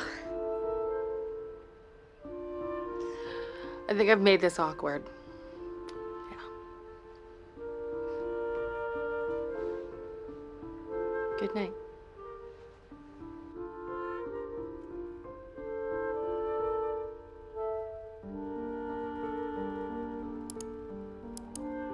blind by the book. Mirror, mirror on the wall, who is the best agent of them all? Hmm? Hmm?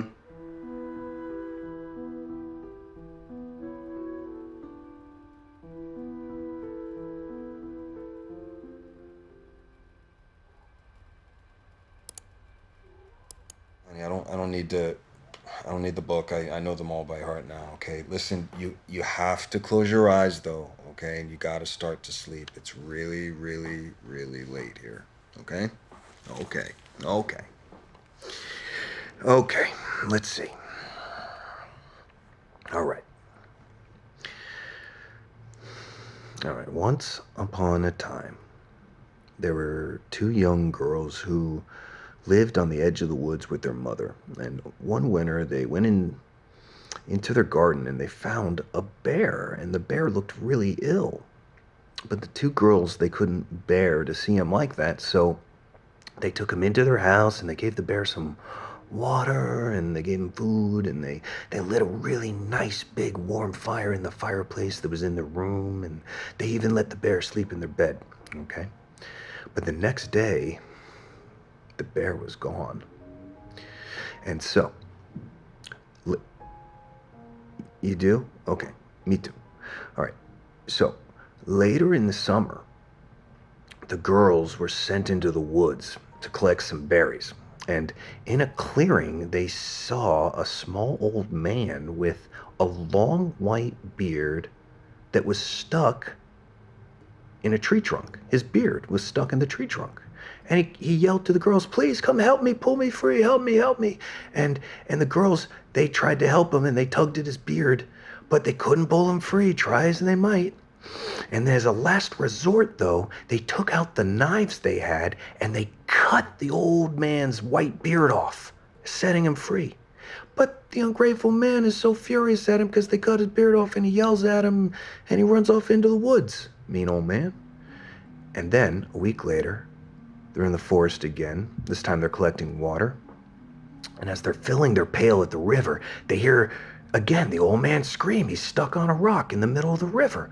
And he's surrounded by rapids, you know, he's just trapped in the river.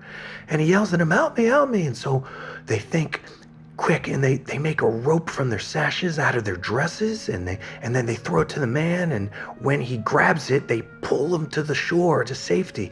But the old man yells at him again because he's furious they got his clothes wet, and he screams at him and runs off into the woods. And then another week passes, and the girls are in the woods collecting firewood this time, and all of a sudden, they're surprised because that old man jumps out of the bush again. And he's screaming, "Help, help." He says, "This bear, he's trying to kill me. This bear's trying to kill me." And out of the woods steps a bear, a big, huge bear. And he towers over the old man. And the old man, he points at the two girls and he says, "Kill them instead," he pleads. But the bear ignores the old man, and with one swipe of the bear's big paw, he kills him. And the very second the old man dies, the bear is transformed into a handsome prince.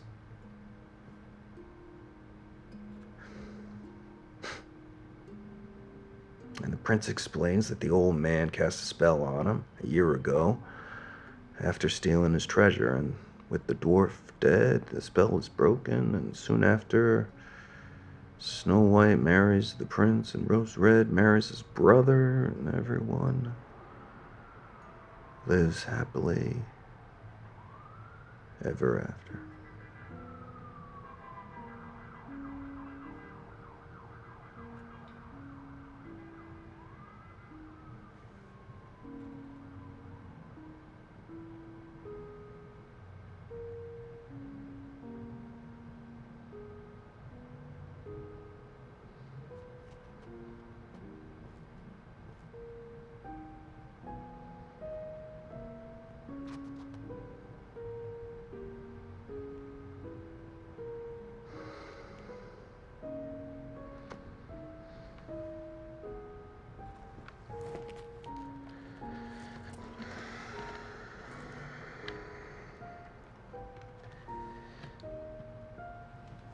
I was watching her sleep.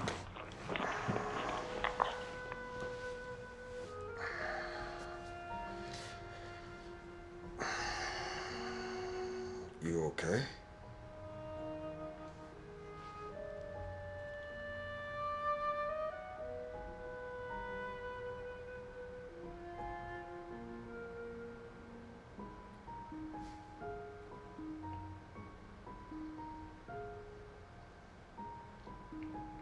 Yeah, Steven.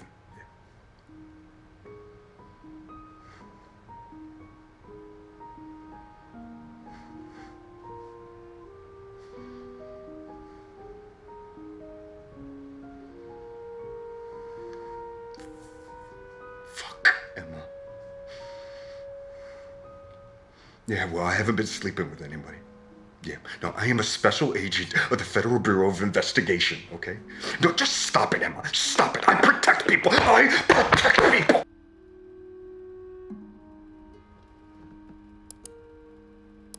I'll get my princess book.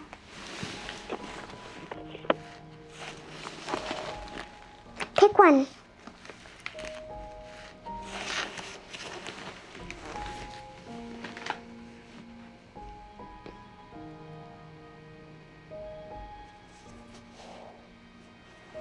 Okay.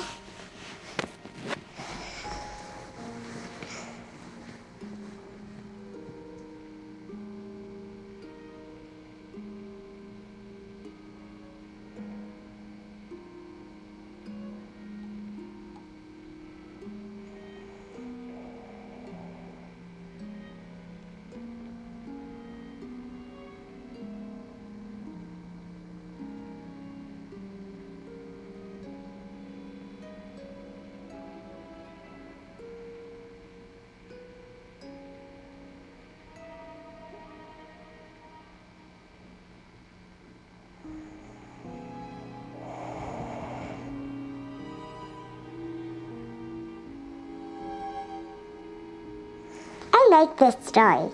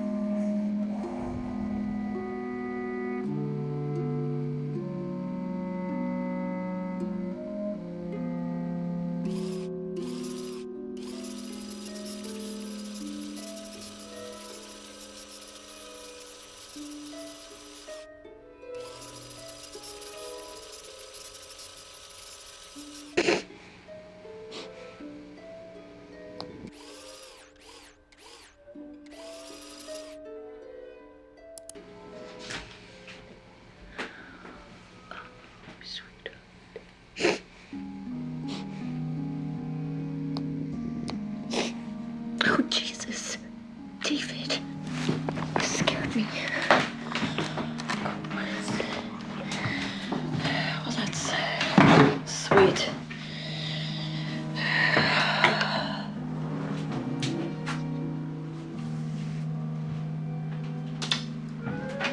Sure. You know, they don't pay anesthesiologists the big bucks to put people to sleep. It's 'cause they can wake them up again afterwards.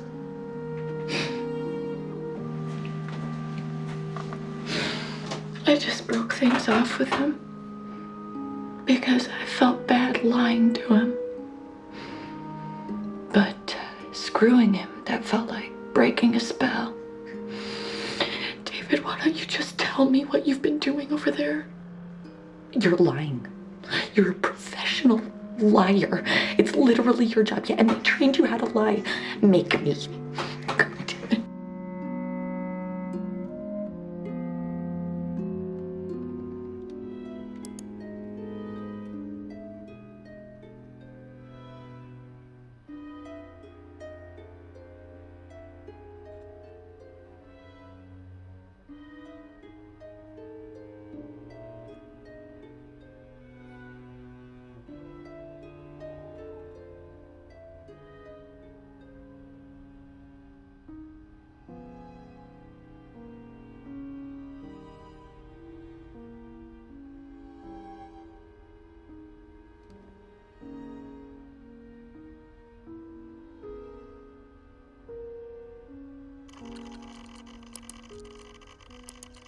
Blondes or brunettes?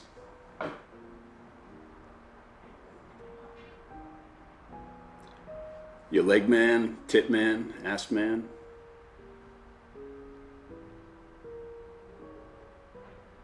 Good. Well, you sound just like the kind of reformed character with a heart of gold to wake up your Snow White.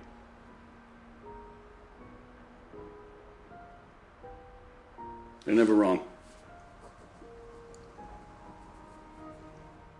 Less cynical. You're here to save the planet. All right, review the files from Cyber. Natives are restless. They've been accessing pipeline maps. You got 8 months till the next convergence. Just follow the protocol and stick to the plan. You're going to be the knife that stabs Greenstorm in the heart.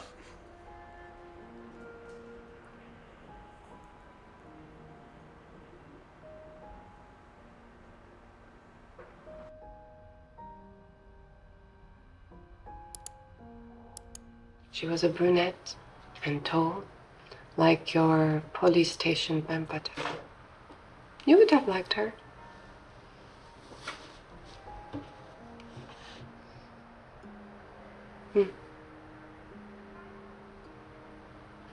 Careful, Davy.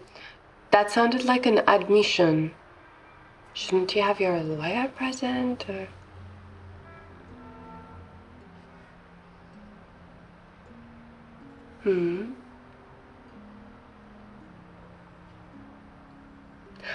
I promise. We get to know each other better, I tell you. I'll give you my real name.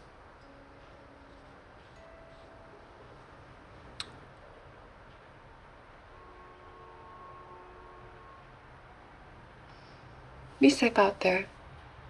You are one of the good guys.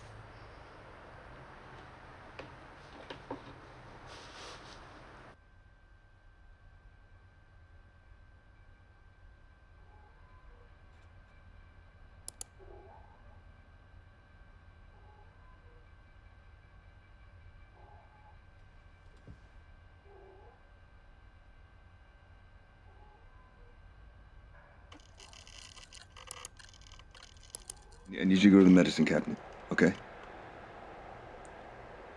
Yeah. In the bathroom, okay? Just go there. Just go there, okay? There's a false back to the mirror. Just pull the panel aside, okay?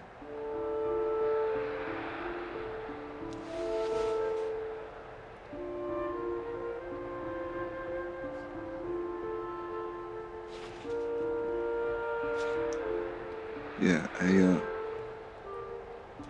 look, Ava, I know you said you wanted a home birth, but will you just look at St. Joe's, just take the tour, and I made a reservation for you, okay?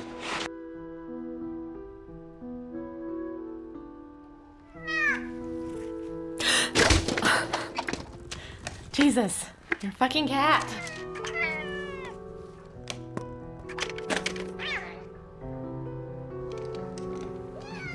Let's get you out of the way.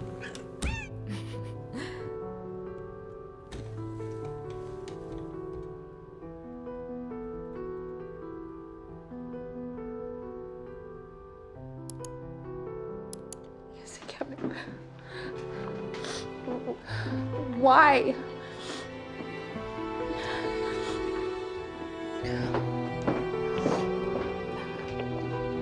What am I looking for?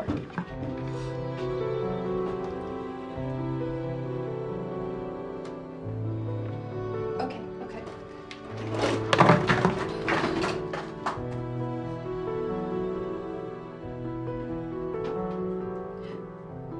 Money? What is this?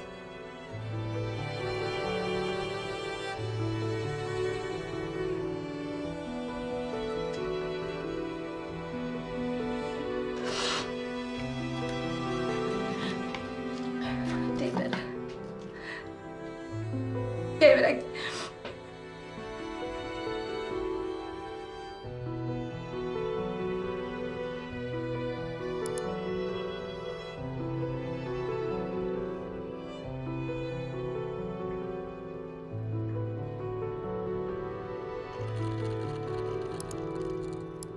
You had my number in California. I think to not be directly engaged in fighting for environmental causes today is a kind of moral cowardice.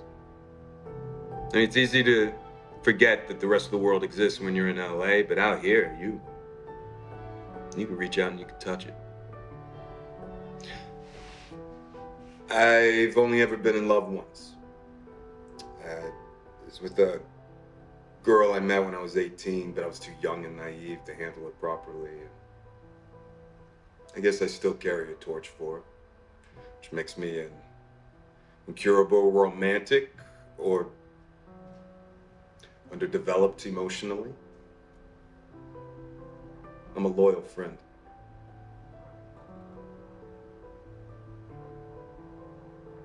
I like girls with nice smiles.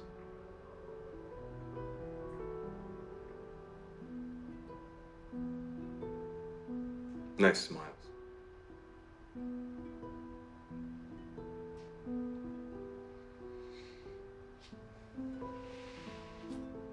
Well, the psych profile says so.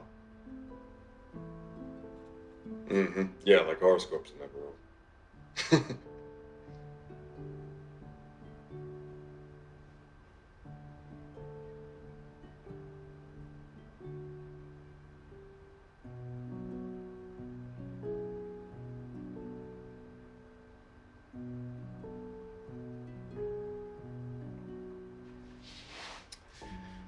I am going to decorate an apartment.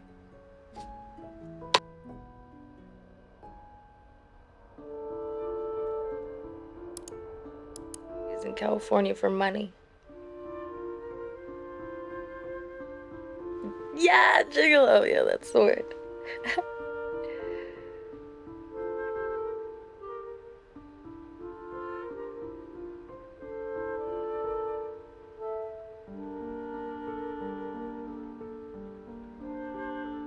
You made movies. Any that I would have seen?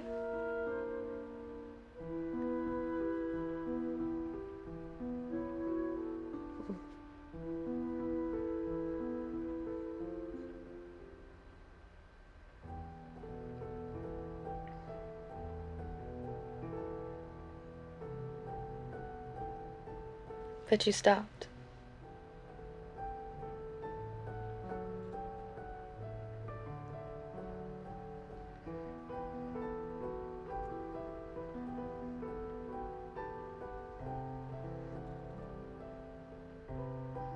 so sorry.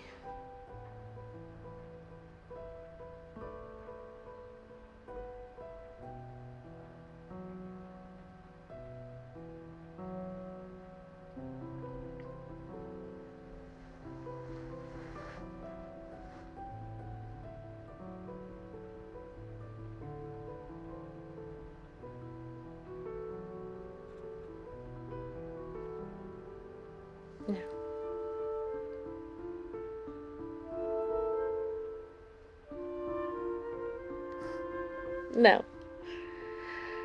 I mean, it's interesting. Everyone I know was born here. We grew up dressing up as astronauts and rock stars, but we knew eventually we'd end up working at the American Axle.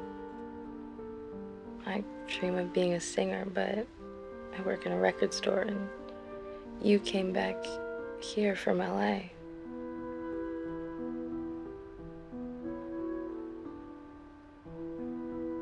Will you seem real?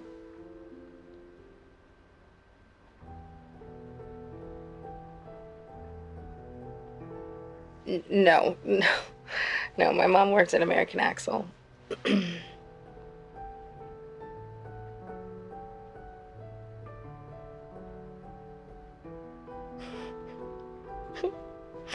My mom's the kind of hippie who shacks up with a retired accountant and moves to Florida.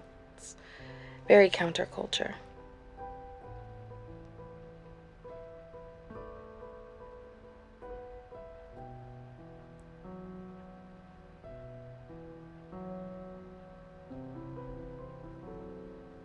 I better get some sleep.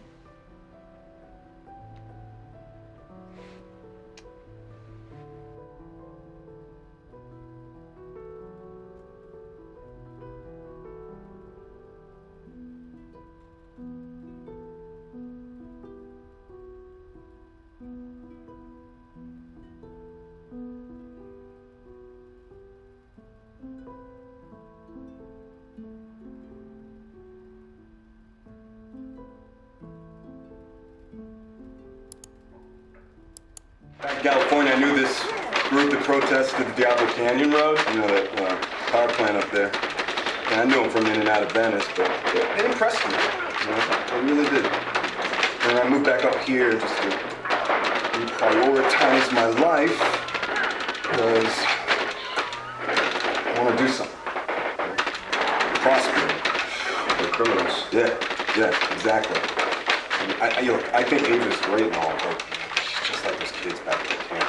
You know, they just want to get together, paint some signs, sing some songs, and then upload it to the internet. She's young. Yeah, but she isn't stupid. No, she's bright. I totally get that.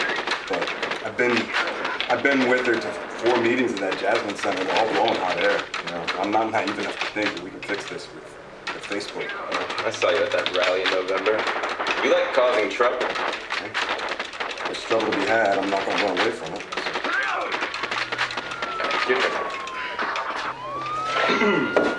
I used to hang around Venice. Where'd you say you were? At a hostel off Pacific. That was before I got a job. Yeah. Not Samsung. No. This place made Samsung, but like a Four Seasons. This guy Harry ran it. His old pills out the back. And he disappeared, and after a while the cops shut it down. So I moved in with these friends of mine who I met at the boardwalk. They had this movie thing going, so I got involved. It became kind of a big deal. It's fun. We made these stupid beach horror films. No way. Horror movies are my thing. Could you give me a background one? Nah, it's behind me now. Besides, nobody watches horror anymore. Real life's too crazy.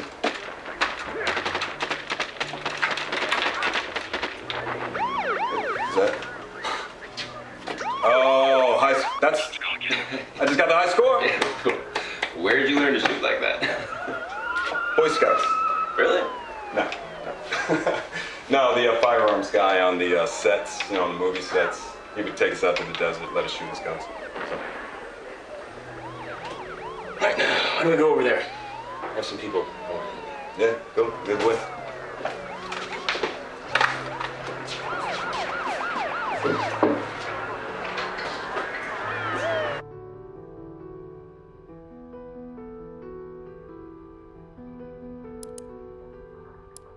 know, it's always a lovely night in California. Want to hear a joke? Okay, why do pigeons always fly upside down over Detroit? Because there's nothing worth crapping on.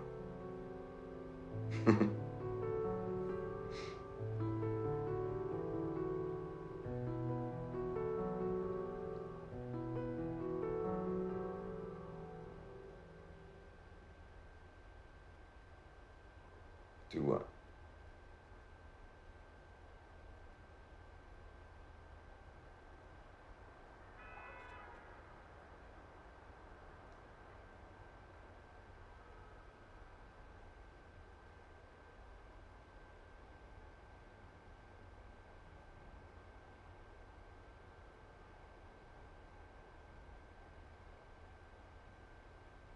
It's easy.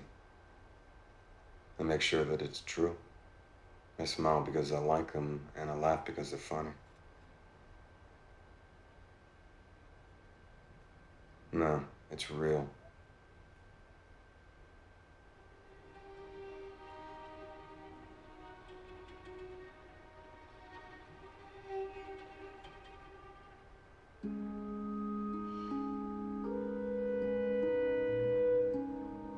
No? Have you slept with anyone?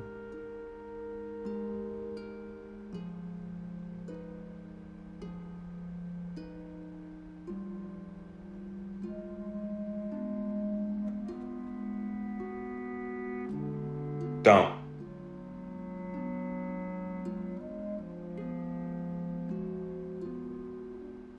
Bye.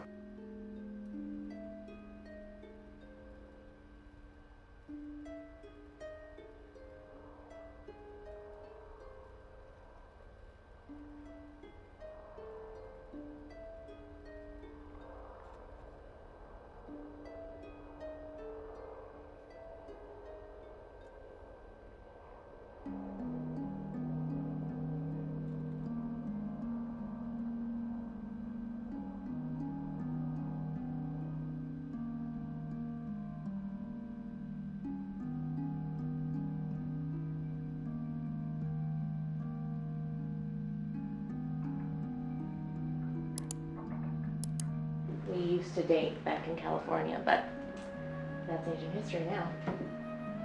You must be Ava. You know who I am, but are you Alva's mom? No, not the maternal type. Who's David. Karen, this is not okay. Sorry, honey. I was in town and I wanted to call in on you. I saw your van out, but I didn't realize you'd have company. Yeah, we're gonna talk about this No, outside. I called first, but you know how I like surprises. Well, that was odd. Did he tell you someone was coming? David's never mentioned to Karen. Well, you know what? Her timing was good, because I'm pretty sure David was about to tell us we're all terrible activists. Yeah. He hasn't been able to stop talking about the bridge since he came back from Convergence. Yeah,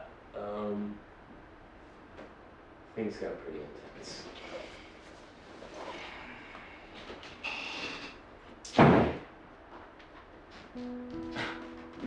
I'm so sorry, Karen. She's been stalking you on Facebook since I got here, and she's in town, I guess, for a conference or something. So, is it okay if we just table this for another time? Talk later. Is that okay? Just talk, okay? Yes, of course. Leslie.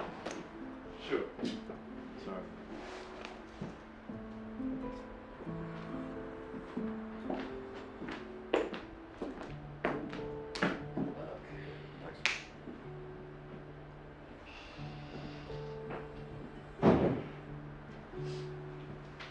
So tell me about Karen.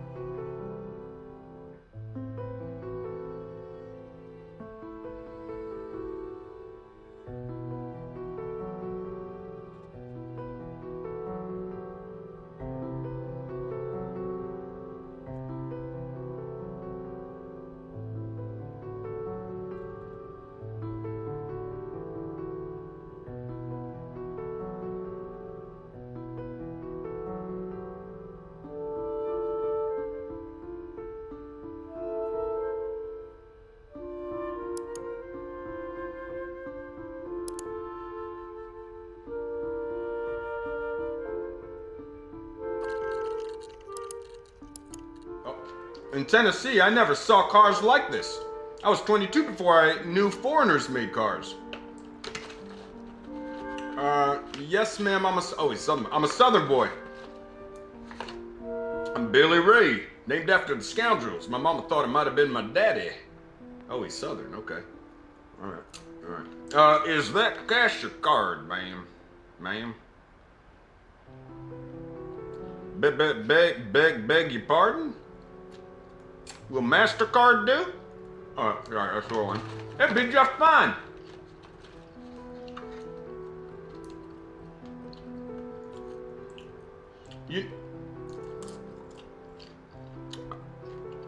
I do?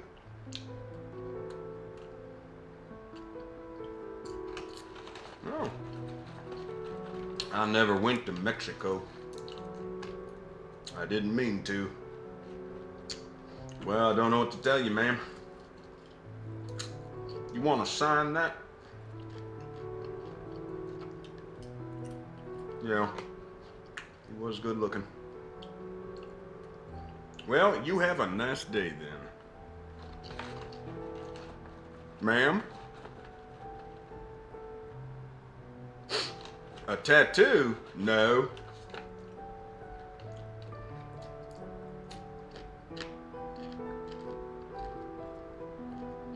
No, I don't have a tattoo.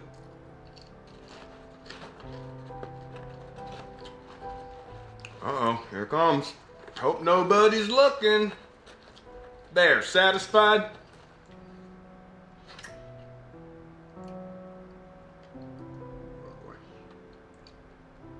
Now, I got some shrapnel there. I took that in Vietnam. It's all down my right side. Meaning what? He was very much against killing. Sorry.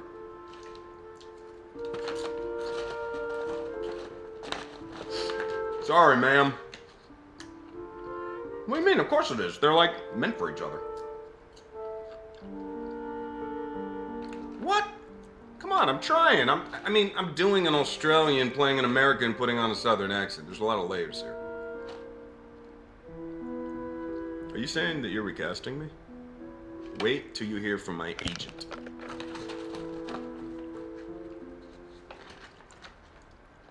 But you are attracted to me? Thanks.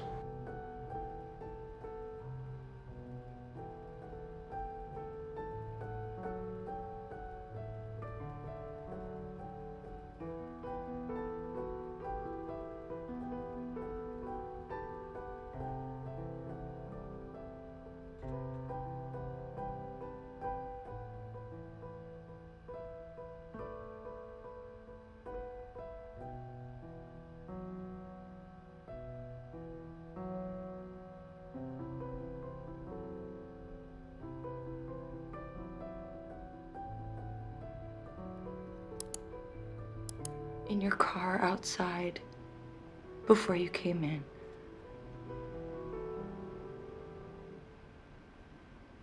I never told you that. But I want you to know that I knew.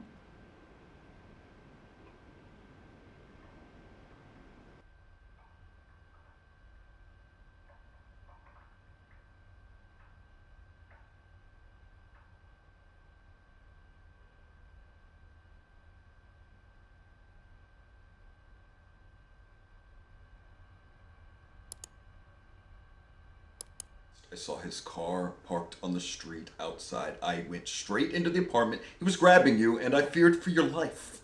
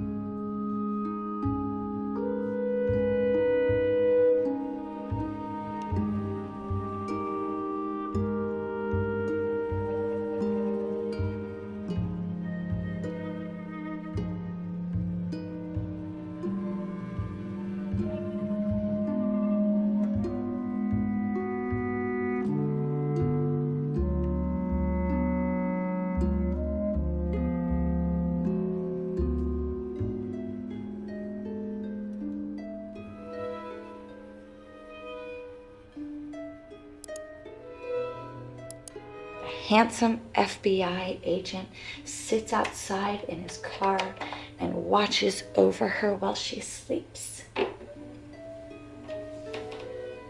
very romantic.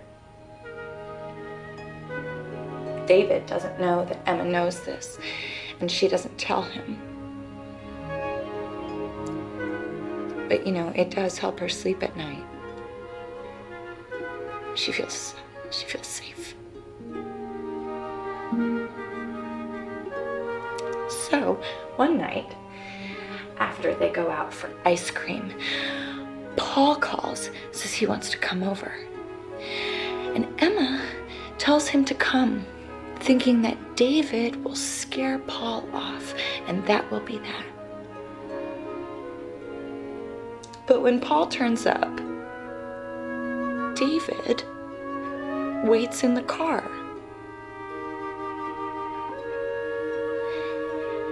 And when Emma goes to answer the door, Paul pushes his way in. He argues with her and he cries and he rants and he raves. And Emma gives him a hug because she's a nurse, and that's what nurses do when men cry. And that's when David gets out of his car and comes into the apartment with his pistol drawn. And when he opens the door and he sees Paul and Emma, he doesn't look handsome anymore. He looks angry. Paul steps back and he looks scared. And Emma looks scared too. And David fires his pistol and he shoots Paul in the lung.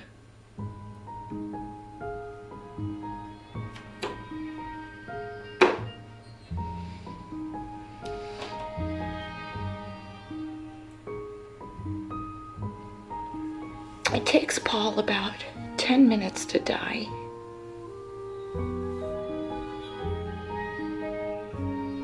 Emma could have helped stop the bleeding and maybe he could have lived, but David tells her not to. It was unlikely that Paul would have made it.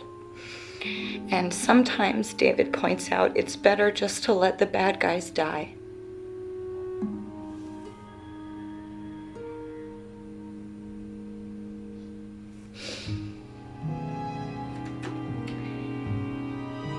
After watching a guy bleed out together, they get married. That helps make things make sense.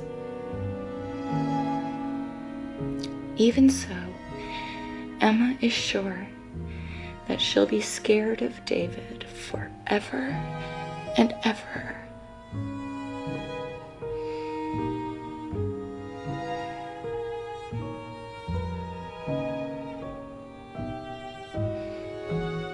You waited because you wanted to save me. You wanted to be a fucking knight in shining armor.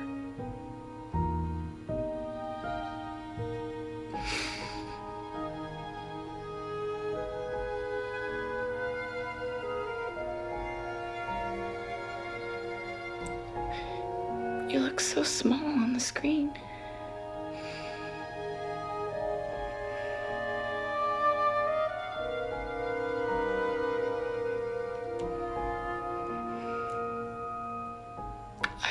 You, David.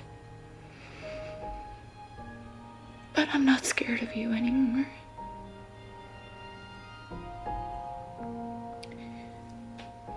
Goodbye.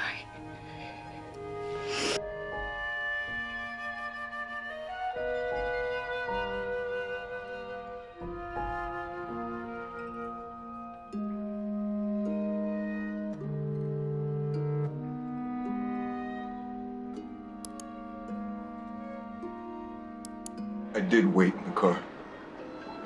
I counted for 5 minutes because you were right. I wanted to save you. And when the 5 minutes were up, I got out and I ran into that room, and I'll never forget. I'll never forget your face. The way you looked more afraid of me than you did him, man. I've never been able to shake it. Oh.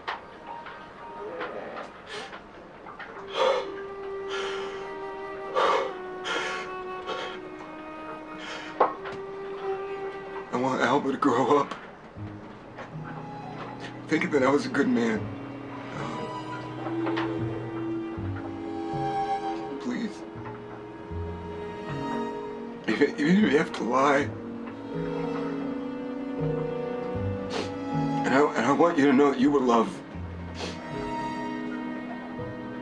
Even if it wasn't a good man loving you.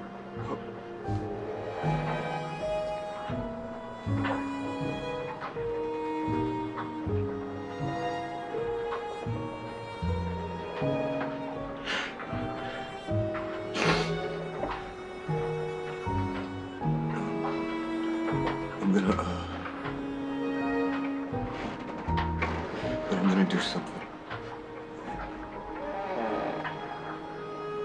I'm gonna do something to make it right.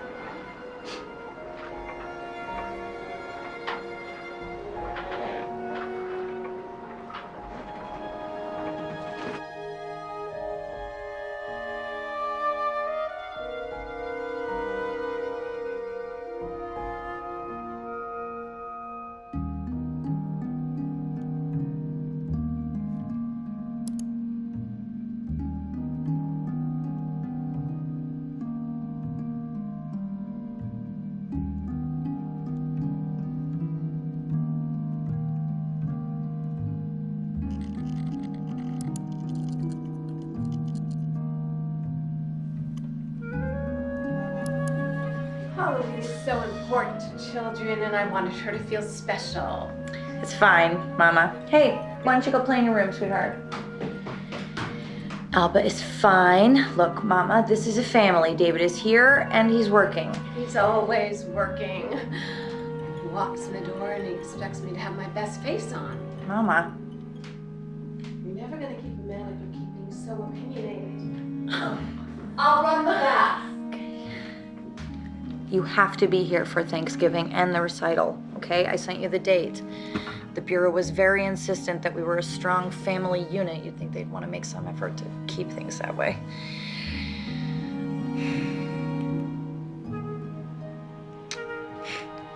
We should frame that report with our diplomas. We're both great at taking tests. I gotta go.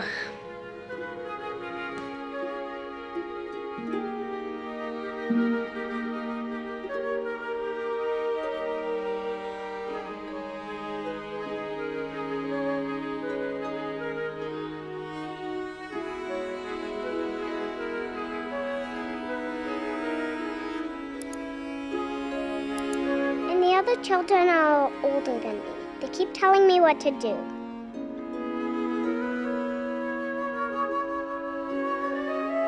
Sure. Here's Daddy.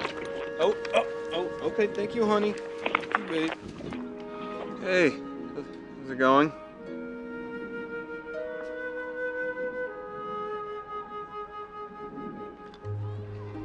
Yeah.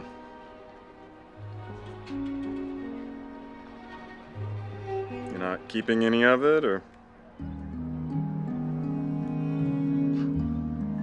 Okay. Alba's enjoying the barbecue and everyone's here. Oh, here, hold on. Hey, everyone, say hi to Emma. Hi, Emma. Look at that.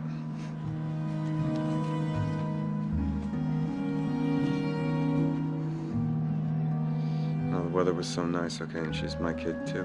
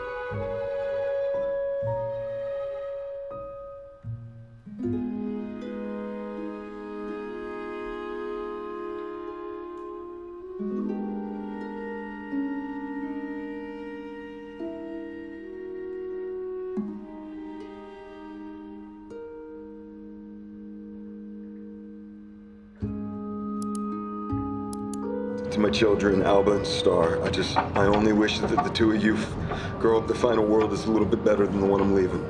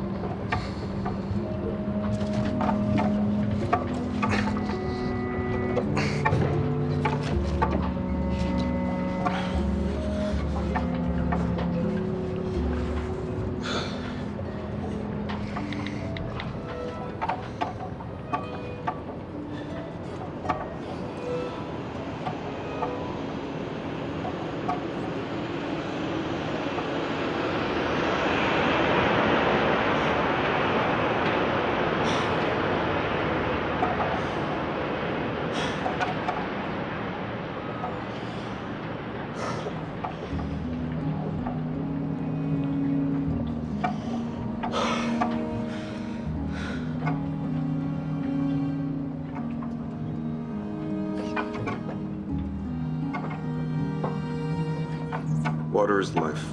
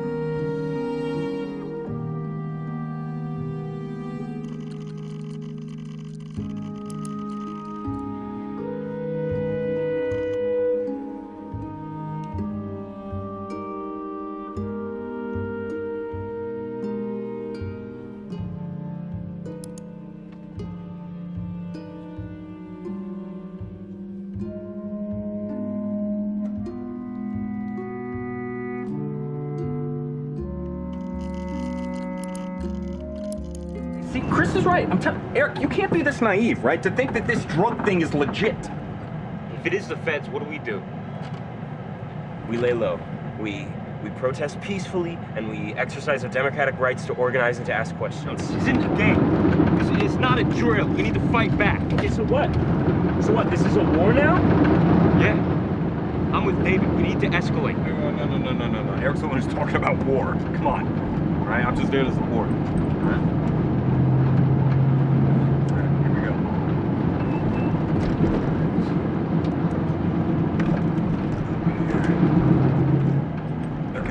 Ready?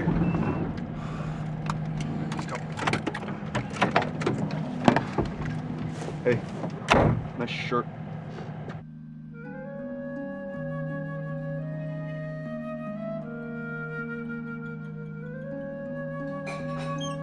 It's 4 in the morning, babe. Sorry. I don't have much time. Go to bed. Come wake me up when you're done. You're a fucking vampire.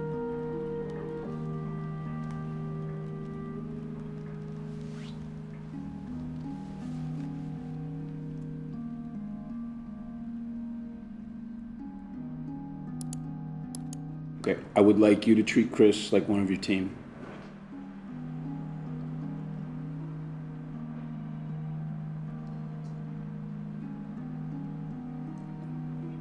It will be this week. Everything is proceeding exactly as promised. I'm not in the habit of lying. The accountants cleared the funds a week ago. Everything got wired. No one stresses the details more than me. The boat's completely cleaned. The paper trail has David Jones as the owner for the last 3 years. I had them name it the Little Mermaid.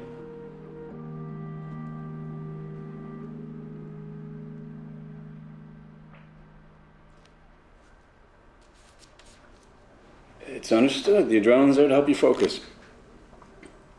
Look, our ability to plan and execute is what we do best. It's what makes us superior.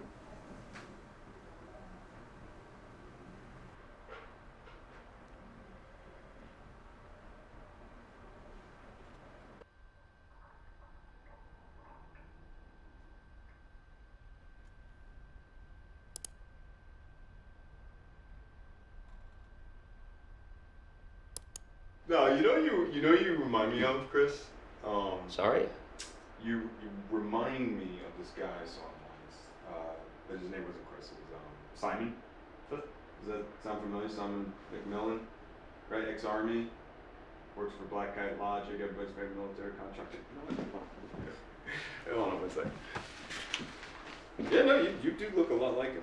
But you can't be that Simon McMillan, right? Because then that would make you a corporate spy for prospering, right? Chris, what is this? Chris? Hey, look, guys, come on, let's talk about this, okay? So this is true then, what he's telling us right now. What the fuck, Chris? Yeah, see? Everybody, this is Simon McMillan, okay? He is an employee of Black Kite sent on behalf of Prosperin, okay, to spy on our meetings. You were trying to inform on our constitutionally protected activities, pal. It's called entrapment. You cunt! And I had you over for dinner! In my home! Hey, get away from me. Hey, don't touch me. Don't touch me. Hey, Hey, look, he doesn't have a wire, guys. He doesn't have a wire. He's probably recording us on his phone. Get his phone! Get his phone! Motherfucker!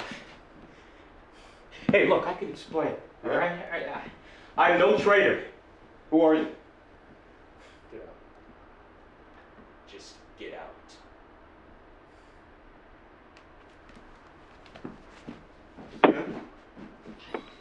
Say to Prosper for us, okay?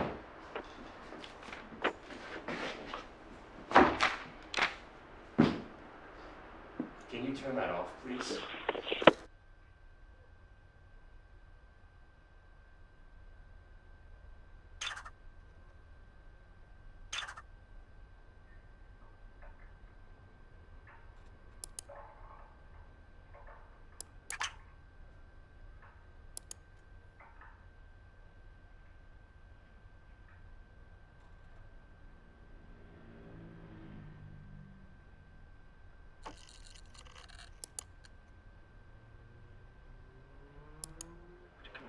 Yeah. Did you know Pop, he recorded that in London? And then your namesake mixed it here in LA, so that's been across the pond twice now?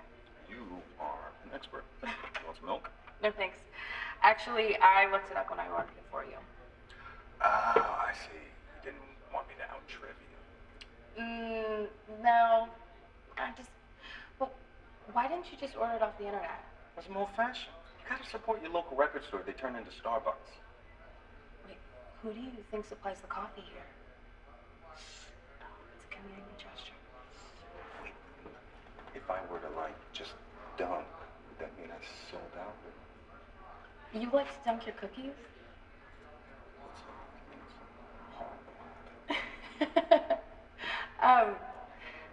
Would you like to get a drink somewhere? Like right now? No, I mean sometime. Like drink, or like we're gonna call Prosper investors boring? I mean, sure, we could call some investors, but I was thinking more of a drink. There's this old man bar, the Tavern. They have this jukebox filled with Joni Mitchell albums. Yeah, so? Cool. Yeah, I'll call you. I have your number. All right. I gotta catch John. So. Go too. Bye. Bye.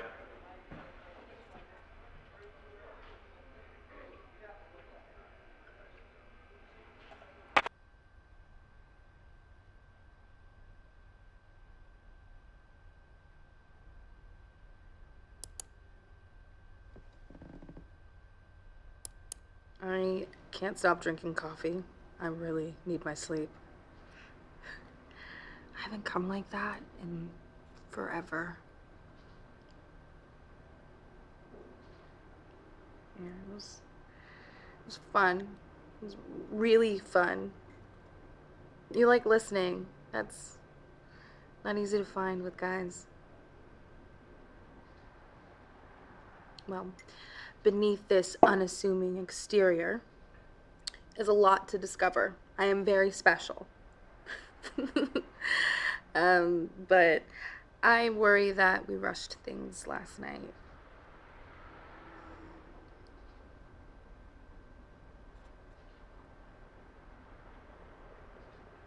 You know, I thought as much. This guy's not a dick. That's what I thought. Oh, don't make fun.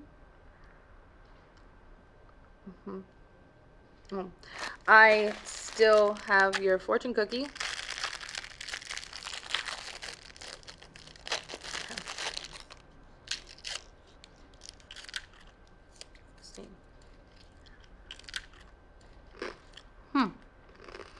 Your hidden talents will soon be revealed. Your hidden talents will soon be revealed in bed. Oh, and your record came in. Yeah, you can come by and pick it up anytime, or I can bring it by later.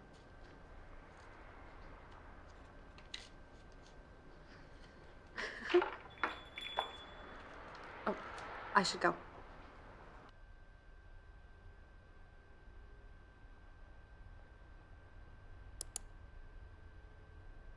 Eric, you want a coffee? Yes, thank you. All right. I think we all know now what happened at Convergence, how that went down. I think going forward, what we need to do is decide as a group if we want to try and organize something else around David's bridge plan, or maybe... We don't need to vote, Eric. All right? We got wrapped up in that narrative on the boat, but we back now. We need to accept the fact that the pipeline is done, and we need to get in front of the next big picture. No, that's bullshit, man. We need to act on this now, on the pipeline. Otherwise, I don't understand what we're doing. Eric said that we need help to make this thing safe. Yeah. Brainstorm safe now. Yeah, we've already talked. I know. And is it true you wanted to blow up a bridge? Okay. No, Wesley, no. can we, look, let's everybody just like take a deep breath, okay? We're all trying to accomplish the same thing here, and arguing is... David. Hi. Who's this? I'm Karen. I'm a friend of David's. We used to date back in California, but that's ancient history now. You must be Ava. You know who I am, but are you Alva's mom? No, not the maternal type. Who's Alva? David. Karen, this is not okay. Sorry, honey. I was in town and I wanted to call in on you. I saw your van out, but I didn't realize you'd have company. Yeah, we're gonna talk about this No, outside. I called first, but you know how I like surprises. Well, that was odd. Did he tell you someone was coming? David's never mentioned to Karen. Well, you know what? Her timing was good, because I'm pretty sure David was about to tell us we're all terrible activists. Yeah. He hasn't been able to stop talking about the bridge since he came back from Convergence. Yeah, things got pretty intense.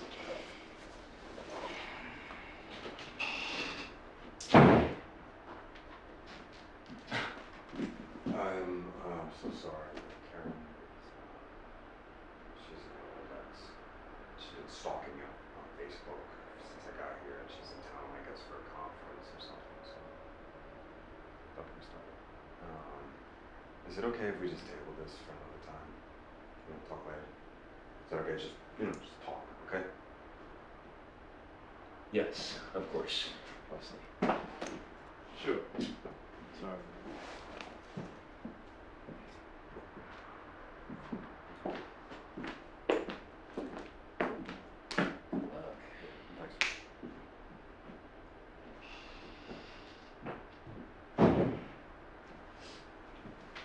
So tell me about Karen.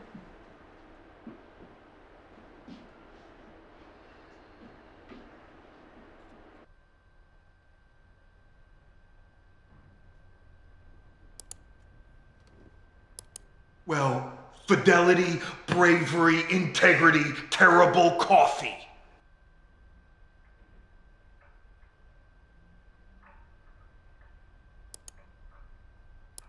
That place has terrible coffee. Fidelity, integrity, bravery, terrible coffee.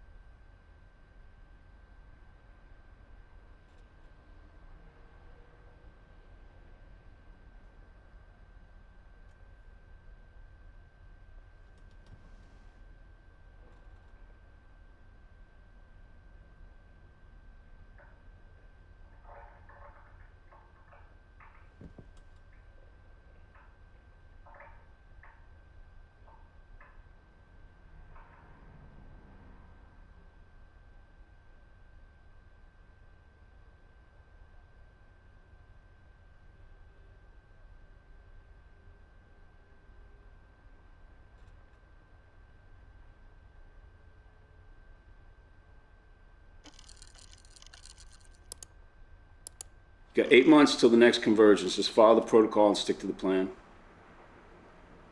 You're going to be the knife that stabs Greenstorm in the heart.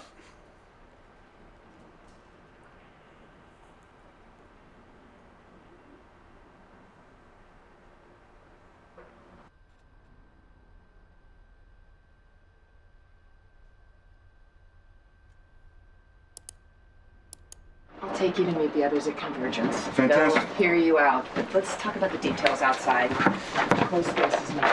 Nancy. Yeah. And it's such good weather.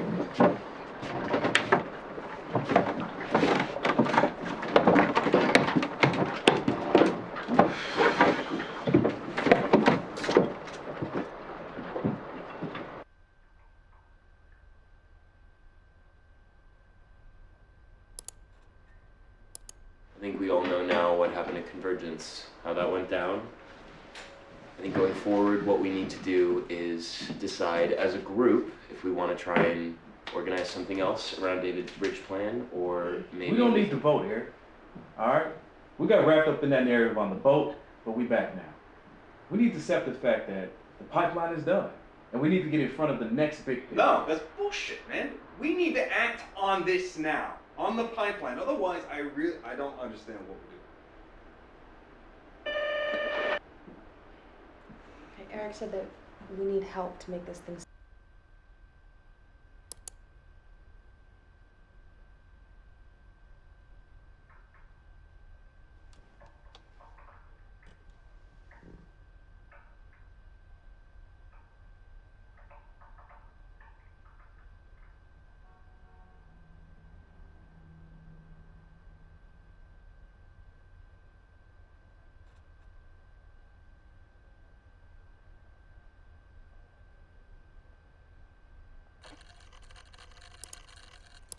Keep voting on Halloween costumes.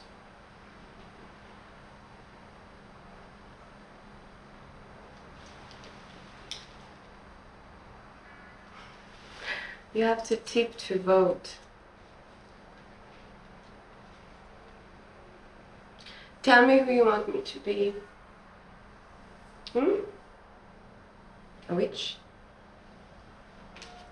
A nurse? A vampire?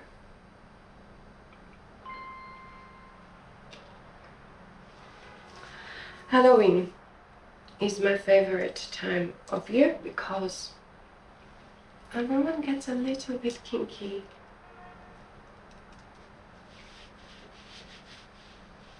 And I know you all like to be a little kinky.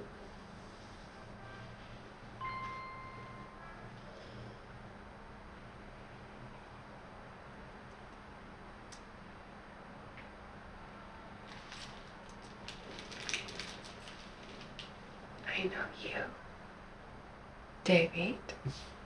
I've been thinking about you. David with the big serious job and the weight of the world on his shoulders. Huh? But you prefer your therapist in panties.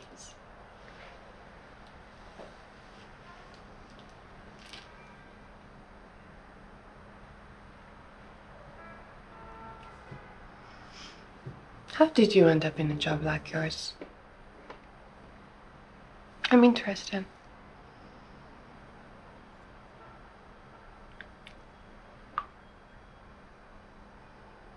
Oh.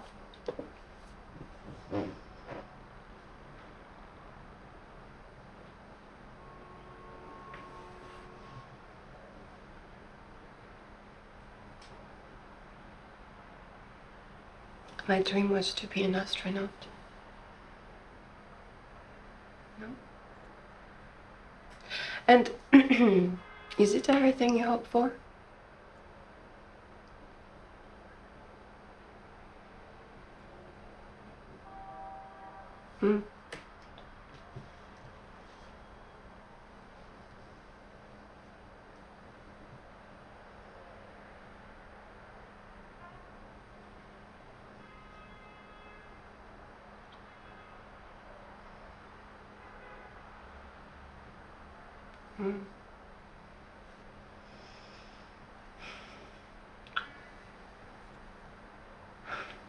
I knew it.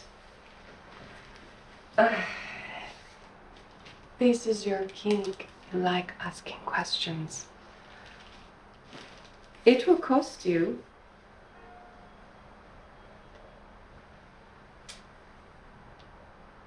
Let's say 75 for the first name.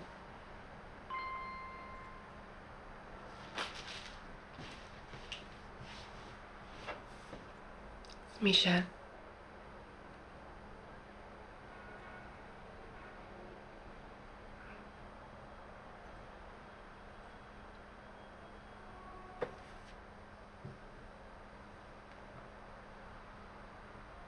It's nice to meet you, David.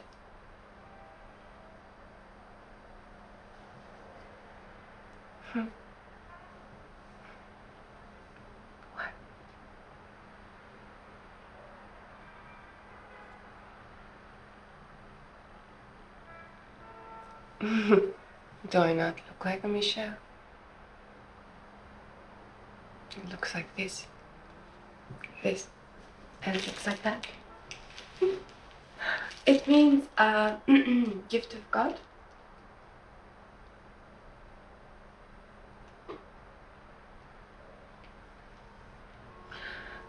No, no more questions.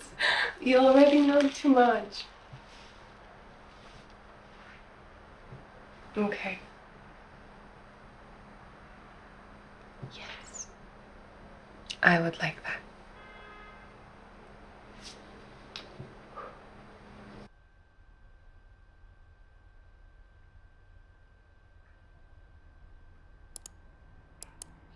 Dada, I'm in my Halloween costume.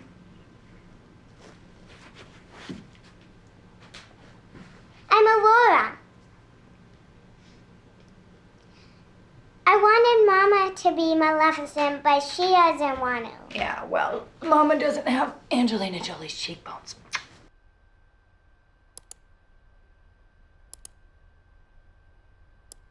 Nice Halloween costume.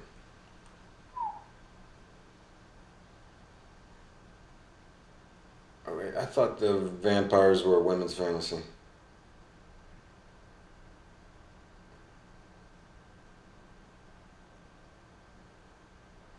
Oh, I see. So you bite the guys.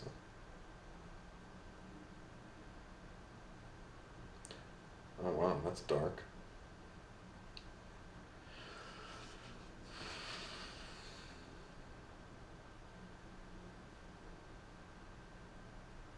You know, people start with these fantasies and then they escalate to acting them out in real life. You know, they could end up. Okay, touche. Yes, I do. Nobody calls me Davey.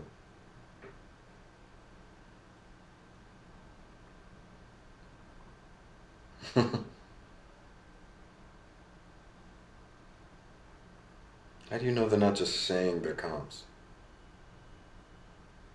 Yeah, you are. How did you get in there? How did you get into this job?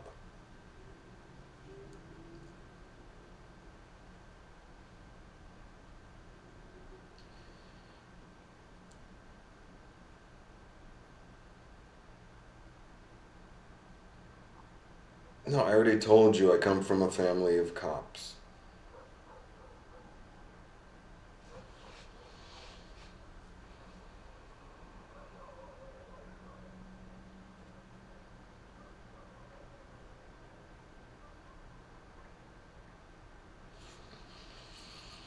Okay. Okay.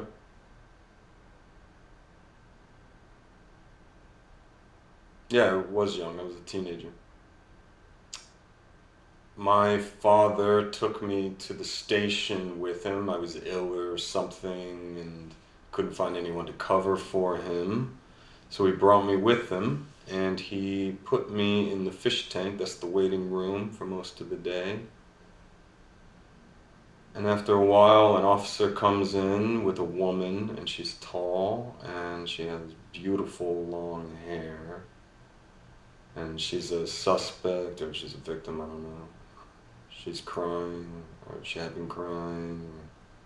She's wearing a sexy black outfit with a big coat over her. Maybe somebody put the coat on her. Her makeup's running. She looks like something out of a movie, and I'm watching her. Well, I'm watching her over my Game Boy. But I don't want to take my eyes off of her. And then, after a few moments, a man walks in. Black suit, tie, and this is summer, so everybody in the police station is sweaty and a mess. But he's pristine. Pristine. He's FBI. And he sits down and he talks with her and she cries on his shoulder, and he is so solid, and the look of relief and gratitude on her face, and he takes her to the interview room, and now she can't take her eyes off of him.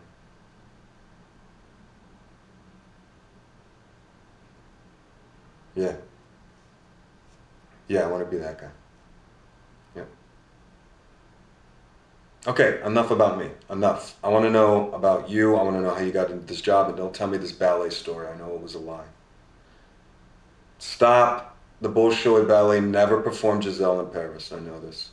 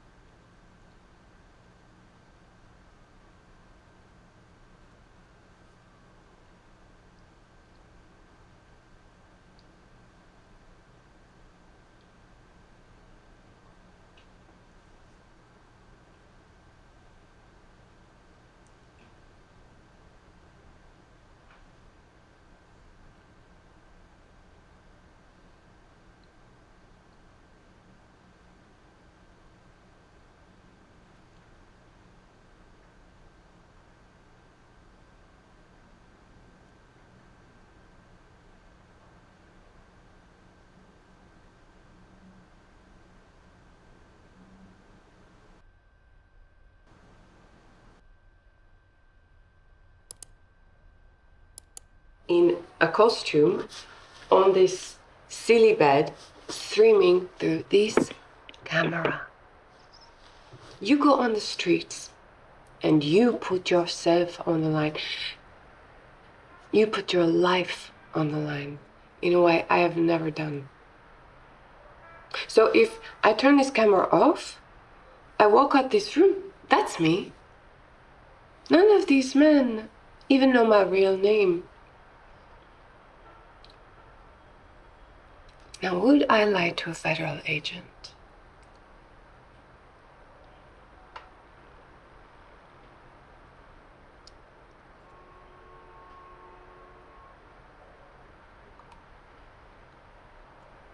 No, you're going to bug me about my real name.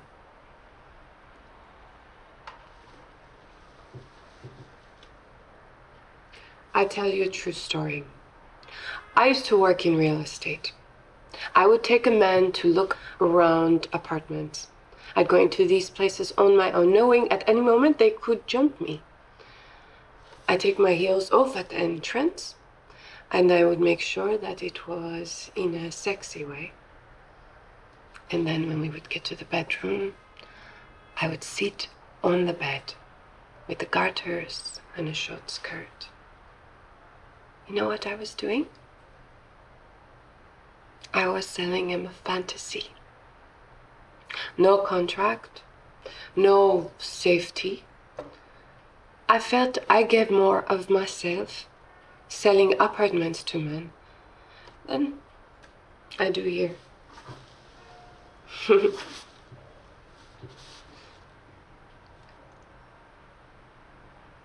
No. In here, in New York.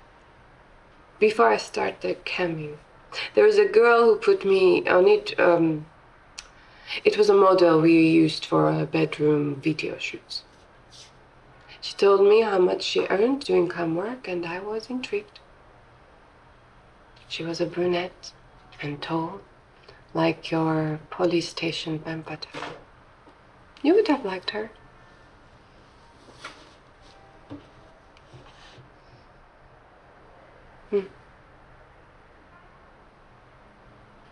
Careful, Davy. That sounded like an admission. Shouldn't you have your lawyer present, or...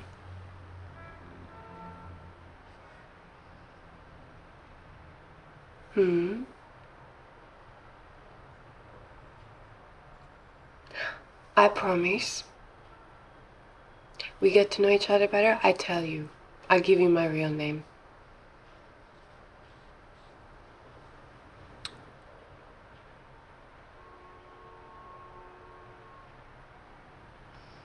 Be safe out there. You are one of the good guys.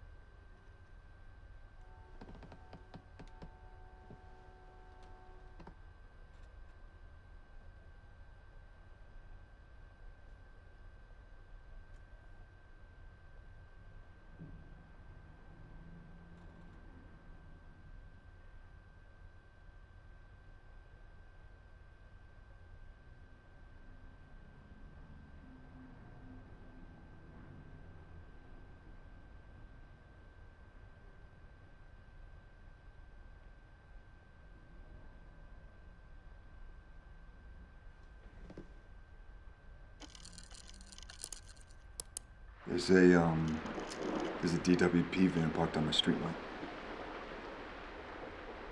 Yeah, at 2 in the morning. Come on, Mike, I know what a fucking DWP van parked outside my street means. Okay? And this op is over. Why are you having me watched? I got a kid asleep in the other room.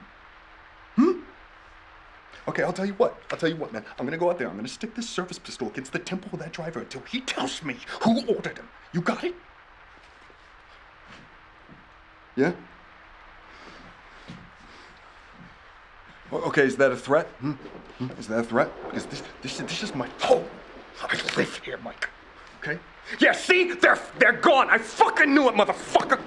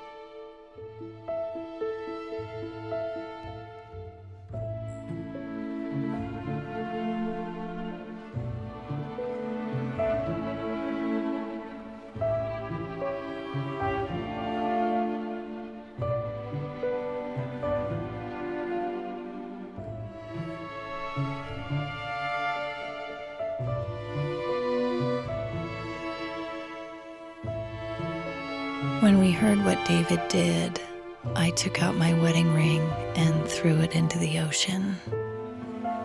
I will never watch the video he left for us.